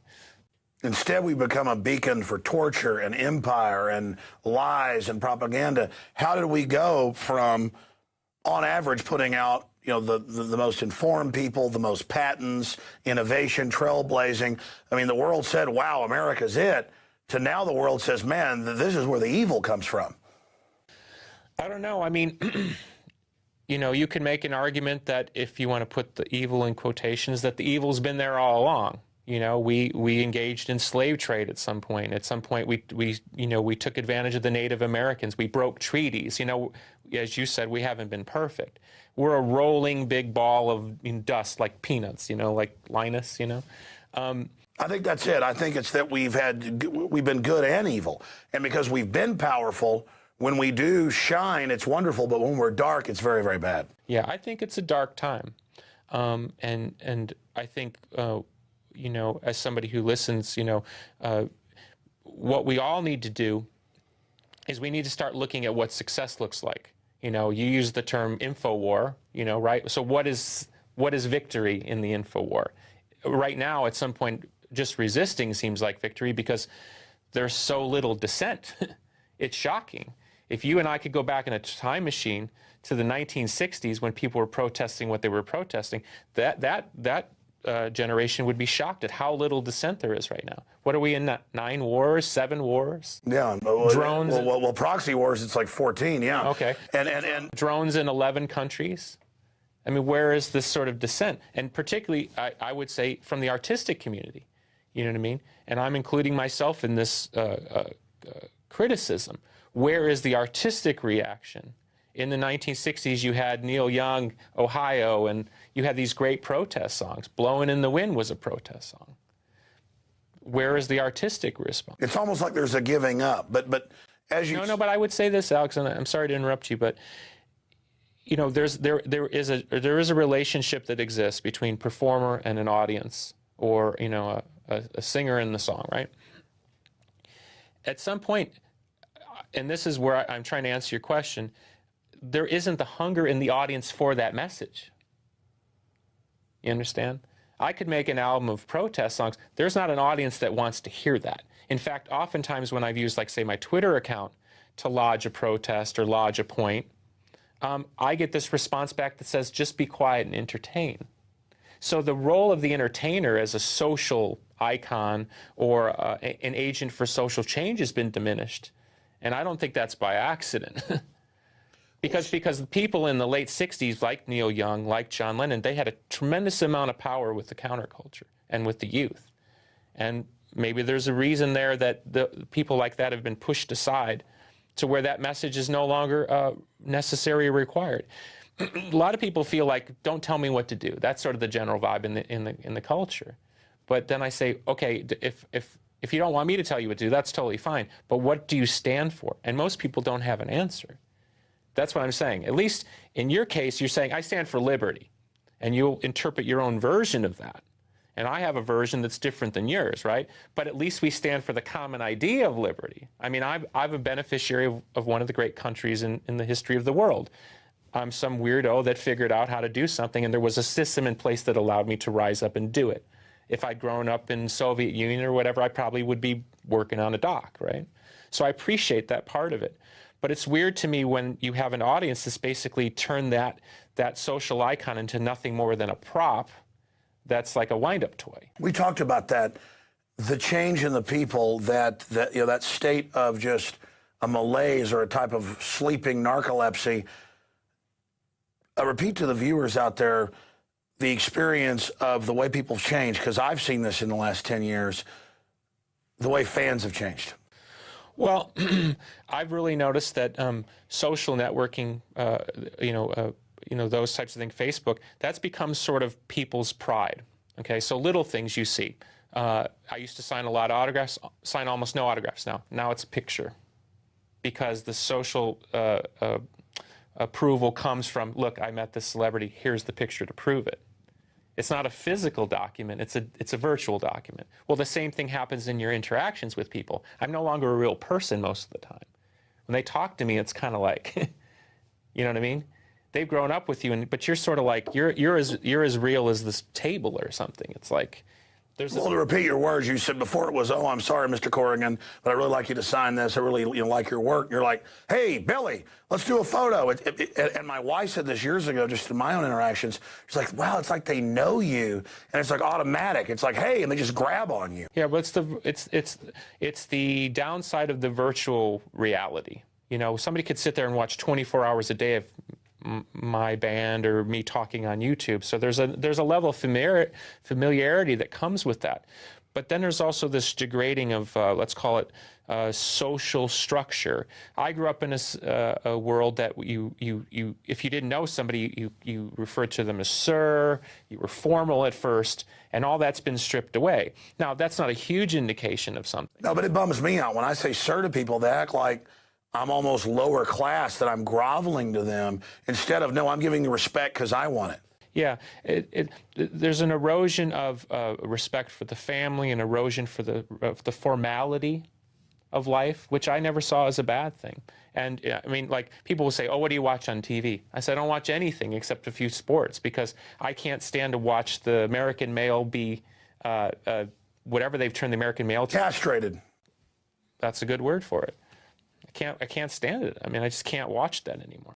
Well, they put that image out. I mean, that's in the documents on purpose. And I don't cover that enough, but I think that's one of the hearts of their system, is to turn women, you know, they claimed it was feminism, but now it's total objects. Don't you think it's weird, just to bring up a current event, all of a sudden, and I'm certainly no fan of Rush Limbaugh. But again, I live in a society that's supposed to respect free speech. Okay, so that's his free speech, right? All of a sudden, there's articles, Gloria Steinem, fire Limbaugh. You know, now I heard you once talk about her, and I did the research, and there's all that stuff about her in the CIA and dating Kissinger, and you're like, not trying to empower women, but get them as taxpayers and take their kids. It's cold-blooded.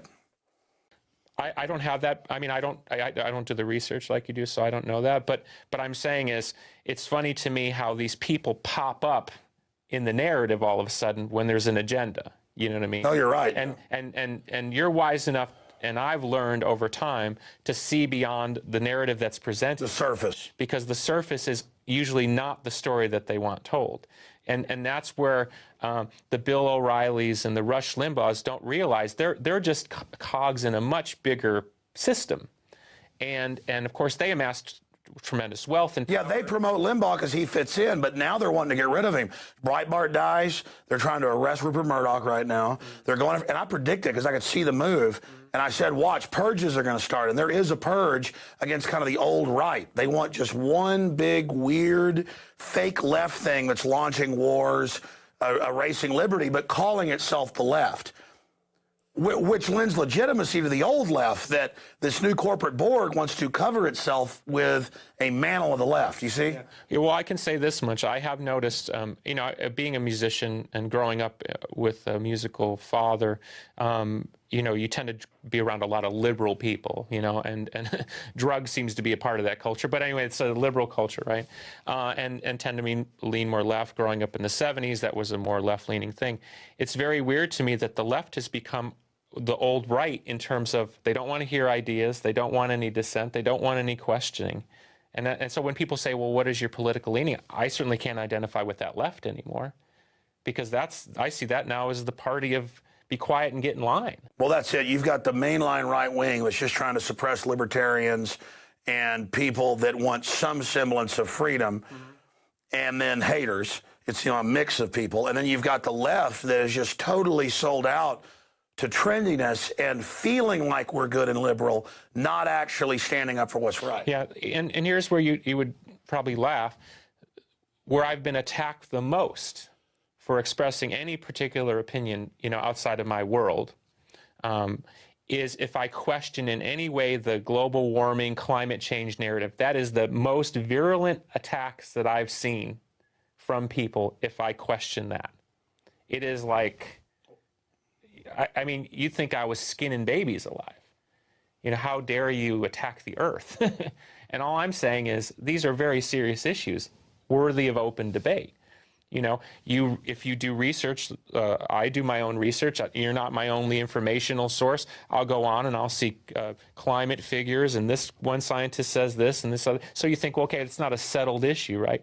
But in this guy's mind, it's a settled issue, and I'm against the planet Earth because I dared question carbon taxes or something, But the reason I'm bringing this up is not to make a point about myself. The reason it's amazing to me that where you have a lot of corporate money sitting behind something, how can a liberal class be that comfortable with that relationship? With the amount of money that's behind the green movements, how can that liberal class be that comfortable? Shouldn't they be going, well, why is this, why is Monsanto standing behind me on this? That's where it gets a little fishy. But look at the genius, Billy. They're cutting down the rainforest. They're in genetic engineering everywhere. They're splicing all the species. They're building nuclear reactors. They're leaking everywhere. So, of course, the mega corporations who could care less are going to fund the left and take control of the green movement. So it's not about all those real issues. It's about carbon dioxide that plants live off of that you exhale. That way they can tax it and then steal it as corporate welfare. What I found is the big mega corporations, they lobby for high taxes on the general public and on Main Street because A, they're exempt from it, and B, they're getting it in bailouts and contracts. That's the genius. And that's the scale on the dragon's belly where you can shoot the arrow, is that when you actually explain to somebody who's well-meaning and cares about the environment, okay, 160 plus countries are exempt from carbon taxes, but Europe and the US and Australia and New Zealand aren't. And they're going to build 3 power plants a week in China, but shut them down here. They're going to have more carbon going out there. How does more carbon? And they don't know what to say. You're like, oh, so it's about a power grab. And then once you show people the backside of those tricks, then it's all laid bare right there. But again, that's why the media that you've been on the inside of and seen wants to dumb it down. Because as long as they can say, Coney 2012, there's a bad guy in Africa, invade, doesn't matter if the actual invasion bill in Congress says every country in Africa. It just feels good, Billy. Yeah, that's why I think you're savvy in these matters. I'm certainly not, but I know enough about these systems to know to look beyond the narrative that's being addressed, and because I know how these things work. Somebody's going to watch this and say he's just a singer. He doesn't know what he's talking about. I don't know what I'm talking about, but I do know this much.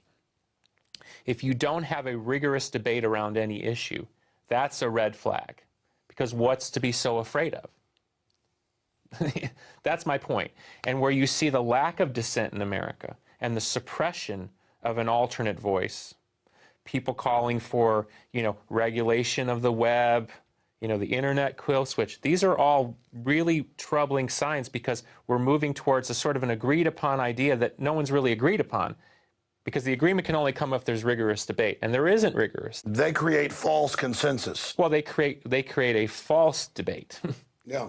You know what I mean? It's a dumb artist versus a wacko guy who lives down here and thinks he knows what's going on, right? And that's the way they would marginalize us, not a passionate person who's done a lot of investigation and self-made person who's, has some level of intelligence to look at the world from a particular angle, one of which is I've been allowed access into different corridors of power because of my success. I think the fact that you've been successful is the evidence of the fact we should listen to you. Look, I have seen this, and I'll actually take one issue with what you said. Well, I'm just a singer, and sure, what do I know? Most of the experts, this appeal to authority that you see on the news, they don't tell you. You can look up each and every pundit. They have got a whole combine, a whole special interest behind them with a talking point. And they're there. I mean, I can find 100 academics. For every academic they push. If I ever watch one of those shows, right, The minute it says foundation for, that's it. I don't listen to that person. If they're a self-made person, you know what I mean? Then they're worthy. No, that's who you. So you do have credibility. All right. Well, I mean, you've run businesses, you've produced music, you've had staying power for 20 years. I think I have credibility as an American. That would be my point. Exactly. But I'm just saying, we always have this self-deprecation of, well, I'm just a radio talk show host. Like, well, I can go look up that the entire crew of the Coney 2012 movement is government funded and controlled, and that they want to, and that the White House says it's going to be their plan to invade Africa. So right there, I don't have to be a PhD in something. If I catch somebody in bed with my wife, I know they're on top of her in bed. I mean, you see what I'm saying? No, I completely understand, and that's what I'm trying to say and that's one of the reasons I wanted to come here, is because like let's say there's fans that have never come into contact with you, and they do some exploration and they're going to come in contact with ideas that they're not familiar with. My point is not to get locked into the idea of whether you're right or I'm right or you're wrong and I'm wrong. It's to be okay with letting those ideas onto the table and not be afraid of exploring them. Now, if you as an individual listen to your ideas and you say, I just don't get it, I don't resonate with that, then you should follow your own heart. What I mean? We're humble enough to admit that we're just men, right? Imperfect and flawed in our own way. All I'm trying to say is we shouldn't be afraid of the debate. The debate is necessary because if everything's so great, why do most of my family feel the pressure of the economy? They keep talking about how the job numbers go up. Well, not in my family. Totally fake numbers, but I think you've hit a deep truth here, Billy, and that it's simply getting outside the box. It's accepting other ideas, not being threatened by them, and really having a real discussion. And why in this modern system is that so taboo? That is un-American, it's anti-human, it's anti-Renaissance, it's anti-common sense, and that is something no one can disagree with. Anybody that calls for shutting down ideas, anybody that calls for narrow parameters, they're the enemy of humanity. Exactly. So let's use the Coney thing as an example. I've read things and saw things that you talked about with the Coney stuff. I want to do my own investigation on it, right? You've told me what you thought about it. I know to not just take the let's call it the mainstream narrative of that story. Now I also know that many of my fans are invested in the story. How do I know? They Twittered me about it. They asked me to get involved, be part of the chain of people that were spreading the information on the documentary. I haven't watched the documentary myself. If it's a propaganda piece, I want to see it with my own eyes. If it's something that actually touches me. Where the stupidity will come in is somebody say, well, don't you care about children in Africa, or don't you care about what? Of course I do. I'm a human being.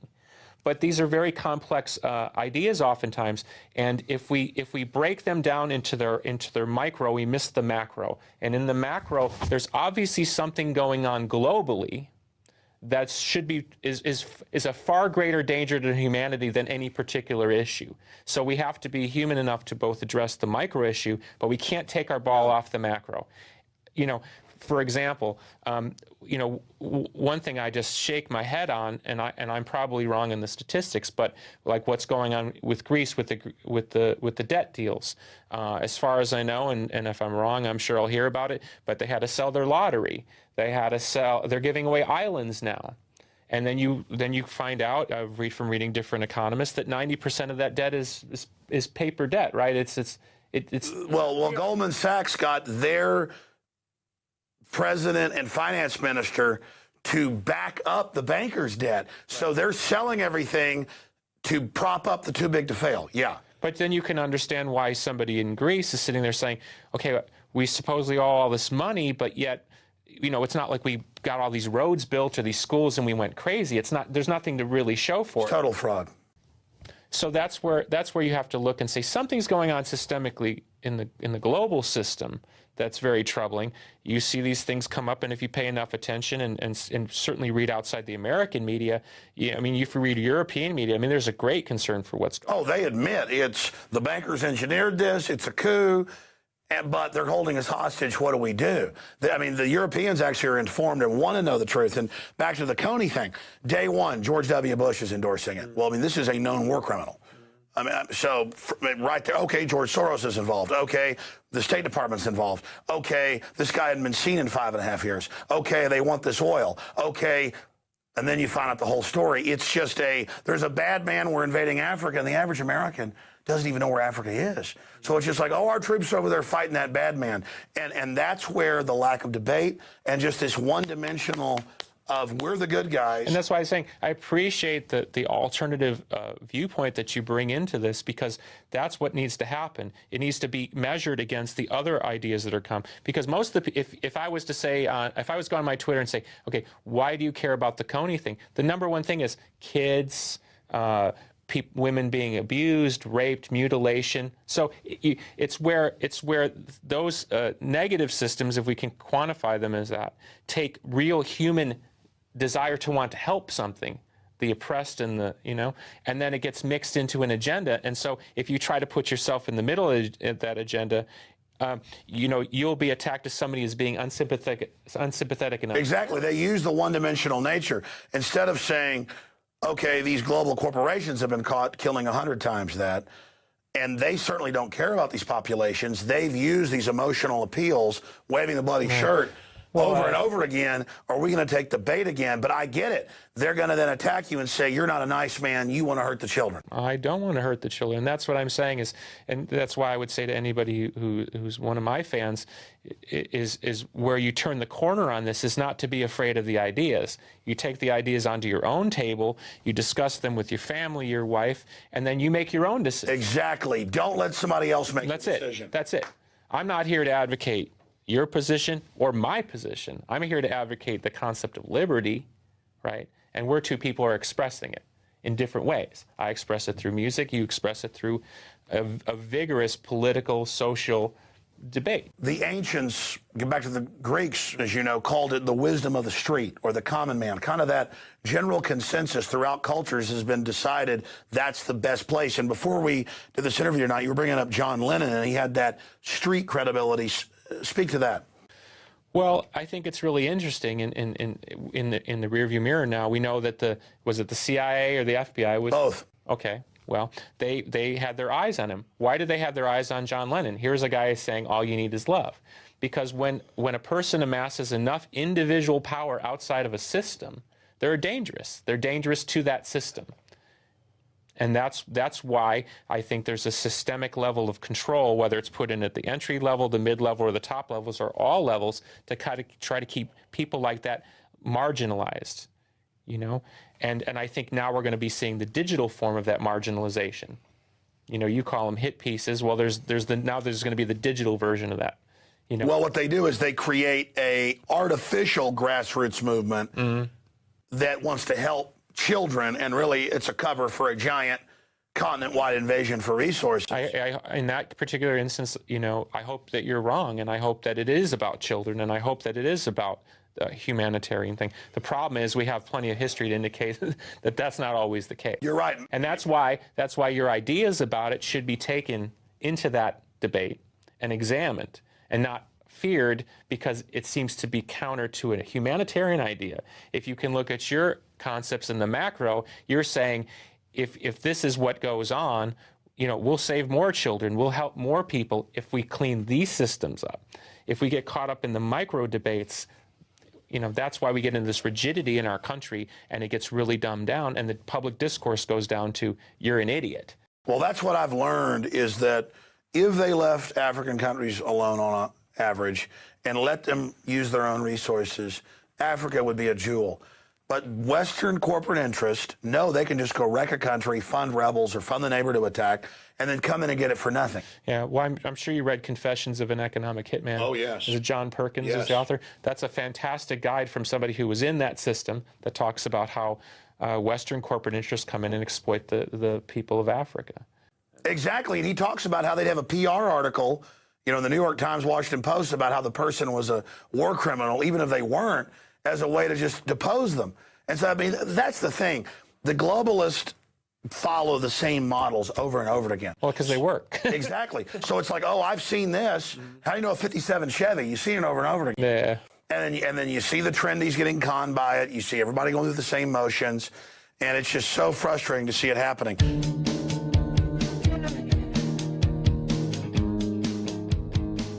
Well, the quote that I always think about, having been in this media system for over 20 years, is it's either Schopenhauer or Kant, but it's something along the lines, and I'm sure I got it wrong, but it's like, first they ignore you, then they try to destroy you, then they try to co-opt you or buy you in, and then they claim you.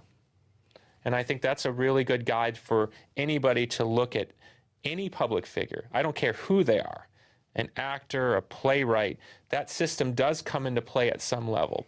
And I think that until that system is eradicated, there's a struggle there that taps a key human resource, which is innovation, and sort of puts it through something that is ultimately serving somebody else's interest. And I think that you have books that is it The Fountainhead or the Ayn Rand, where she basically talks about that particular blueprint. And I've read interesting information to suggest that she was Illuminati and she was expressing some sort of other deeper blueprint. It's an interesting debate to consider. But as somebody who's thrived on the largest stages in that, somebody who's taken himself off that stage, and somebody who's readdressing it now from a different, more humanistic angle, I can say that it pains me now, at my age now, I'm going to be 45, to watch where young, talented people are put into that meat grinder from the get-go, and they're put into it now at an accelerated rate that's sort of unprecedented, and the technology is in many ways aiding and abetting that system. So it's up to us to be a little bit more cautious, because right now America needs young people to be smart. We need them to be debating. We need them to be protesting for things that really matter and not getting caught up into quasi-side arguments like wealth distribution. Because that's really not the argument. You know what I mean? Exactly. The debate should be how to generate wealth, not how we're going to redistribute it. I was reading that at South by Southwest, I guess yesterday or so, you challenged some of the people there about stop trying to be so cool or trendy. What did you mean by that? Well, I think what happens is, in my particular world, trendiness has now become part of the business model. And you have a lot of websites that exist, let's call it in an independent tier, that have gone into business where creating exclusivity principles, you're not cool enough to listen to this band, we know what's cool. That's become part of the business model. But what it's done is it's hurt the overall creativity of the business, and it's also hurt the ability for a young artist who maybe starts in an independent world because they're gifted. It hurts their ability to transition into the mainstream, and that lack of transition to the mainstream keeps those vital new ideas from entering into the bigger world. And then you have, so essentially you have a widening gulf where you have an invested indie world which really doesn't want their artists to succeed beyond a certain... Compartmentalized niches. Thank you. And on the other hand, you have a growing corporate representation of music, which most people find alienating if you're a real music fan. I can't listen to any of it. I mean, all the new stuff is just, it's bizarre. It is bizarre the way technology has affected what pop music has become. I'm not saying it's all bad, but it's hard when I came from a world which valued certain systems of integrity to see that eroded basically to separate into two niche interests which really don't serve the overall whole.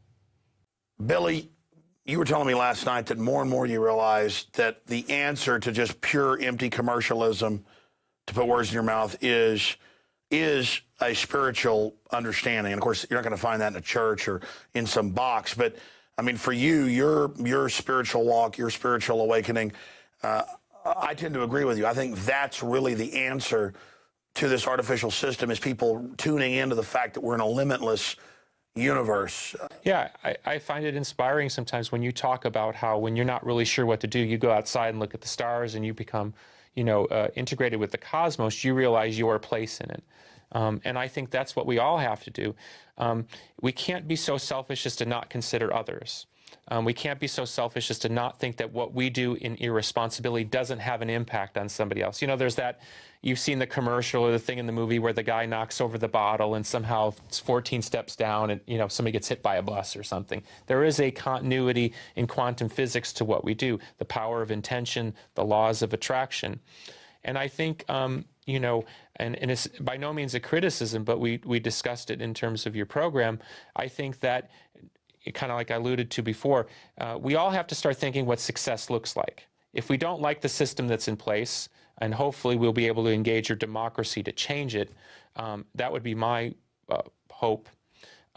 What does success look like? What does a healthy democratic system look like in 2012? I mean, we're a far away from it, and I bet if you polled 100 people on the street, most people would say our democracy is in need of an update. But it isn't like these jerk-offs writing on there, the Constitution doesn't work anymore. You start to see those articles start popping up. Constitution's outdated. The Constitution's not outdated. No, we left it is the problem. Yes. So a return to constitutional values, emphasis on liberty and freedom, not being afraid of innovation and new ideas, rigorous debate. But what does that look like? Let's say we could wave a magic wand and we have the democracy that we can be proud of. What does that look like? In 2012, I think we need to start focusing on that because the power of intention is strong. You know, we have to see what happiness looks like, and we'll know whether to go left and right as we walk down this particular. I agree with you. That's the biggest part I'm missing is I'm just trying to get people to wake up and see the attack we're under. But you're right.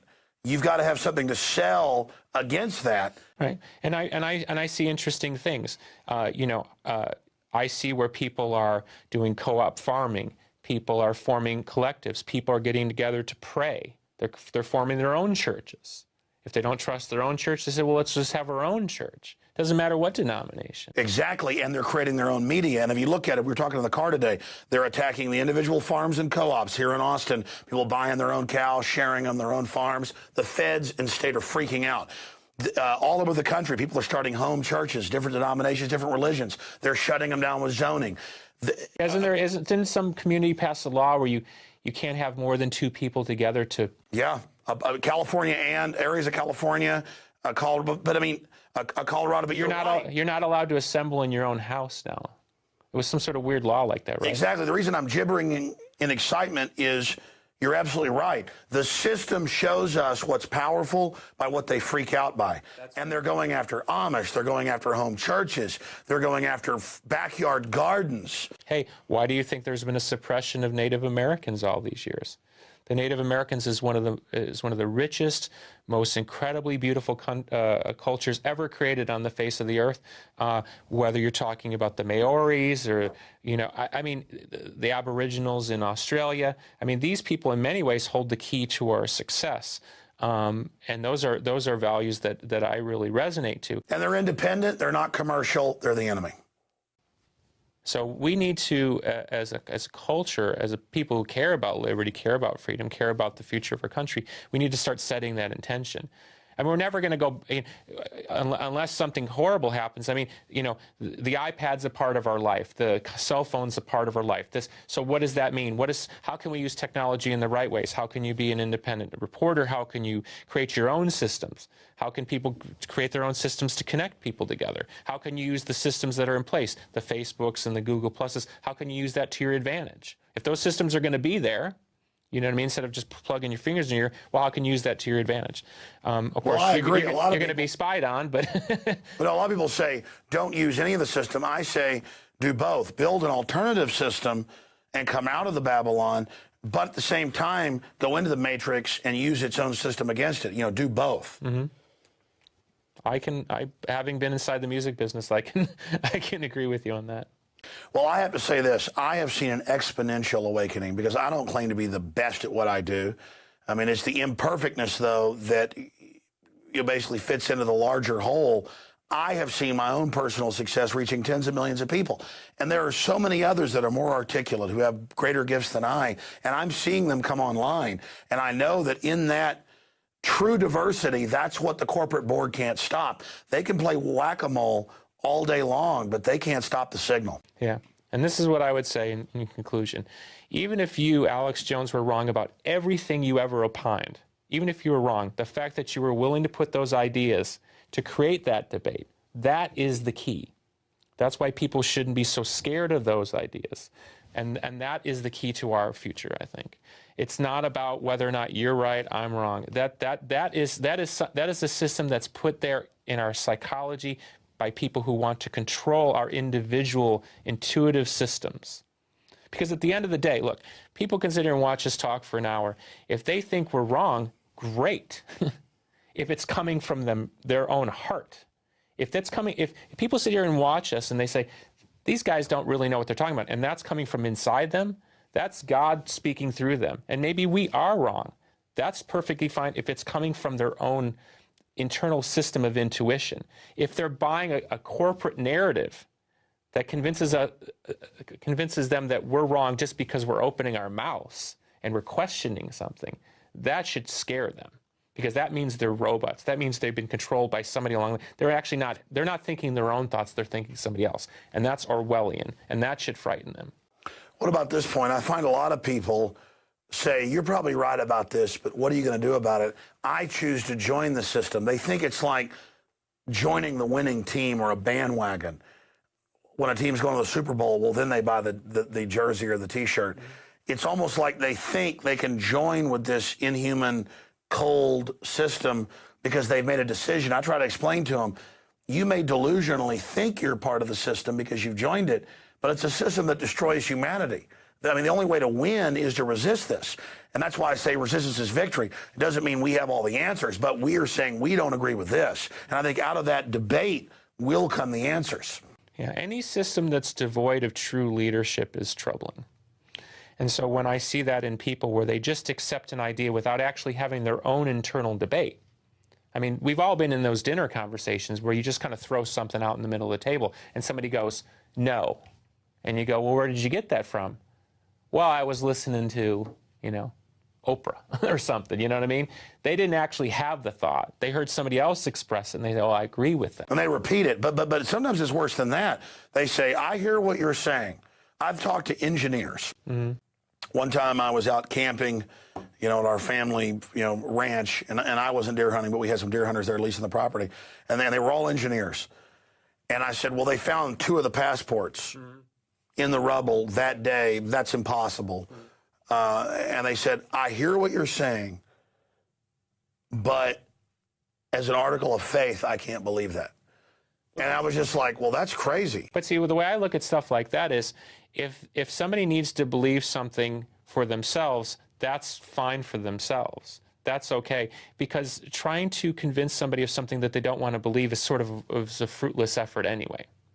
But at the same time, you have to be careful to preach to a choir. So really what we're, myself as an artist and you as a pioneer in alternative media, really what we're talking to people is on the edge who are willing to listen.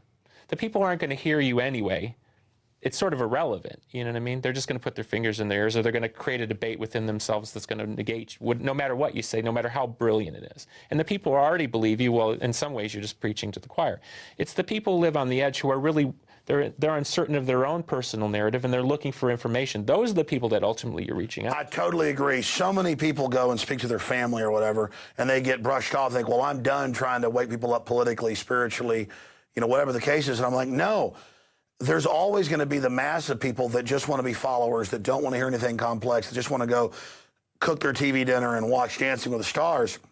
We're looking for the people that are in love with information and real reality and who get the fact that it's interesting.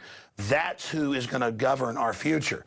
And that's why the globalists try to dumb everything down and have people not have a debate, because they're scared of people that do want to have a discussion.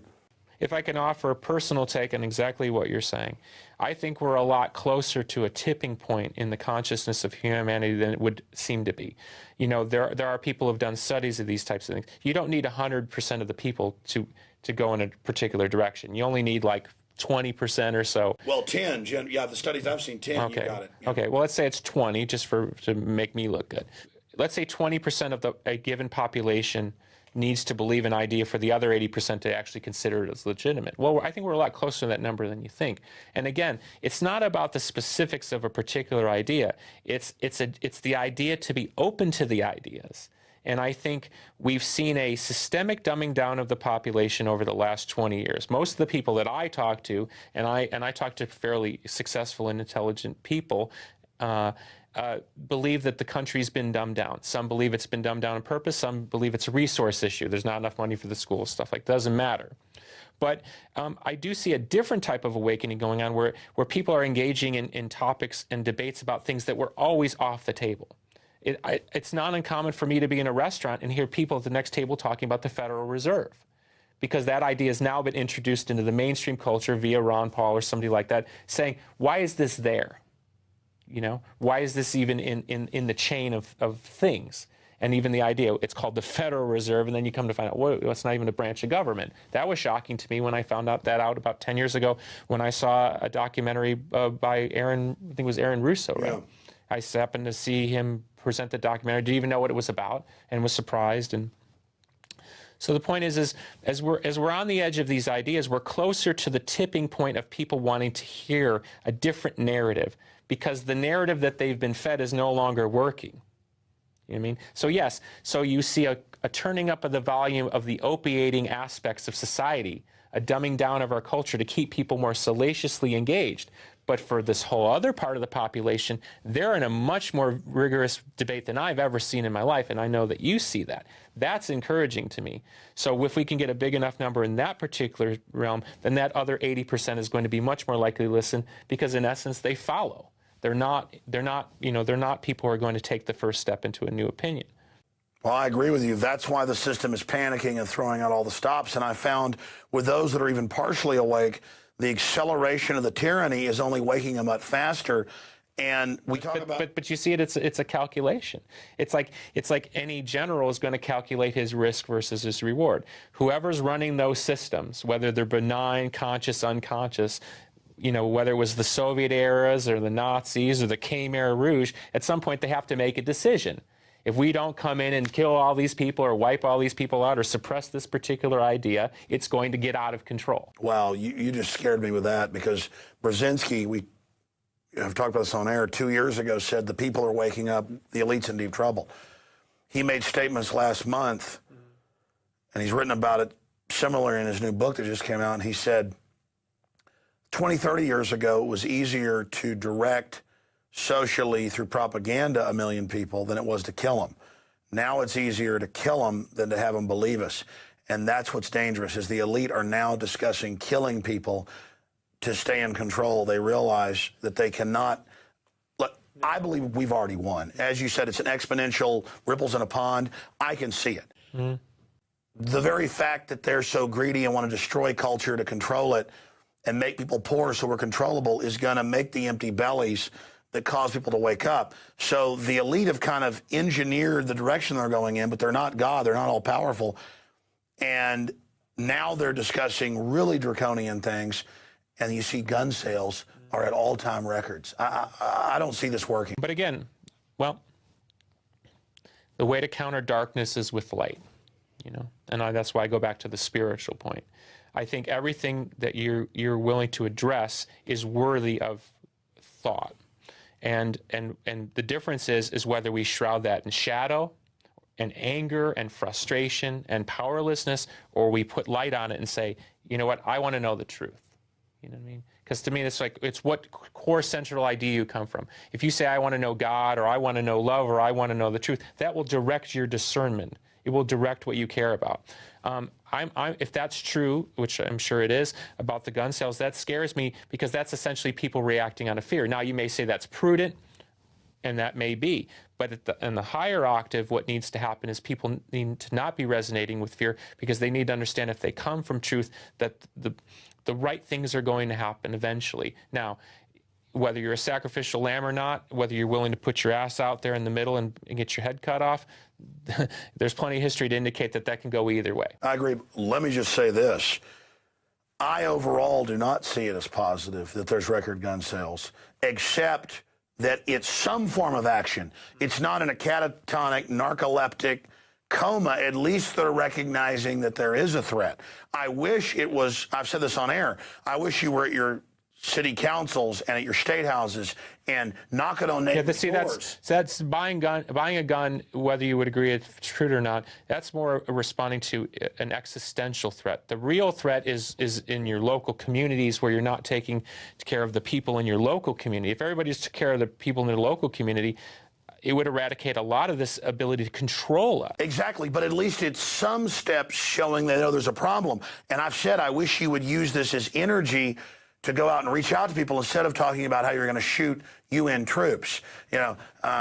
Yeah, I do believe if we were to if we engage in if you're willing to engage in the idea that there's a controlling force that wants something to happen and it's negative, right? I'm on the side that believes that ultimately that ruling force wants the least amount of trouble. And the least amount of trouble is to keep people opiated, stupid, uninformed, and believing a narrative which is really simple. Yes. Good guy. I have a wrestling company, right? What do? Good guy, bad guy. Okay? So I sit there and watch all day. You watch CNN, you watch Fox, good guy, bad guy. Dumb, right? So my point is, you know, as long as we're willing to try to understand that the narrative's being narrowed, if we're willing to be awake and listen to our own being in there, and whether they agree with you or not, that is the revolutionary concept. That is the thing that leads to the victories that all of us want to have. A happy planet, a safe planet, a green planet, whatever. It's an info war. It's a fight in our minds, not physical. No, I don't, and listen, again, if we're willing to believe that there's somebody standing there behind a curtain that wants bad things to happen, if they had their druthers, my guess is they don't want any trouble. It's far easier if everybody just gets in line and watches the same TV programs and just it all dumbs itself down and it ends up looking like Brave New World. Take this, be quiet, go to your job, So I'm hopeful that we don't have to get to any point that involves anything horrific or violent, and that may sound a little Pollyannish, but I have to believe in that. I can't believe in the other version because that takes me into a darkness that I don't believe in. I don't believe in that darkness. It doesn't mean I don't believe it's not there, but I don't believe in that darkness. That darkness is not going to get me or you anywhere. I know that when I talk to a lot of people in the power structure, they don't like what's happening, and they describe it as a kind of out-of-control beast. And it's all of our little actions that actually give power to the light or the dark. And I think in the final equation, it is about a resonance, about an energy. Closing comments on that. I think it's as simple as this. We've all stood in a line, you know, and, or we're all trying to go through the same door. It's in that moment that you don't turn to your neighbor, smile after you. That's the root of how these systems control us. Because if you can't even see the human being next to you as a human being with a family, a history. If you're a judgment from the get-go as they're the enemy, they must be negated, I got to exist in my little bubble. I was on a plane the other day. The guy was completely in his little bubble, his little technological bubble.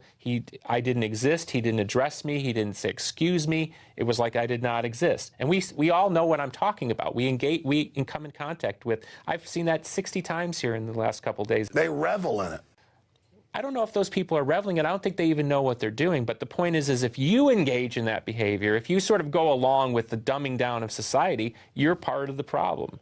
You have to stand for your own value. If you're willing to walk through life in kindness, in humility, that's the seed by which everything grows.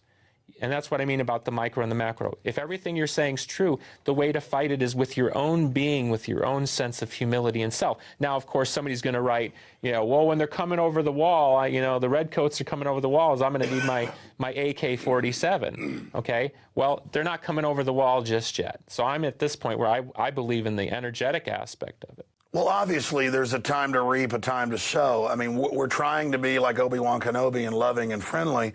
We've got to defend ourselves, we do.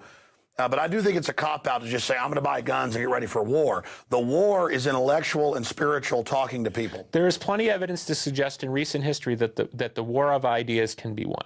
You see where certain military actions don't happen if there's the right public outcry. You see if the right people protest, the right people stand up, certain things don't happen. They don't go down as easy. Look at SOPA. Look at the internet censorship. I mean, on so many fronts. But see, there's an idea where most people understood the narrative and they figured it out. And you saw where corporations had a backpedal. And then I saw other people in my business come out and say, well, stealing is bad. They reduced the argument down to stealing is bad. Well, why has this bill got all this other stuff in it that doesn't have anything to do with stealing is bad? Exactly. What's the best? I mean, there's so many. We're going to be putting websites up here on screen. What's the best website for people to visit and see all the great work you're doing? Tell us briefly about your new album coming out.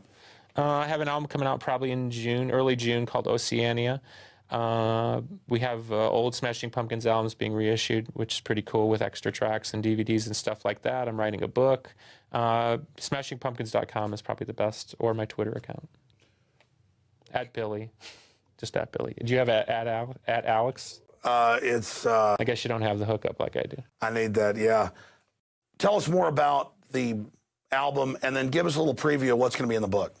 The book is a spiritual memoir, essentially my life from the perspective of a spiritual one as opposed to a celebrity one. We've all read the celebrity.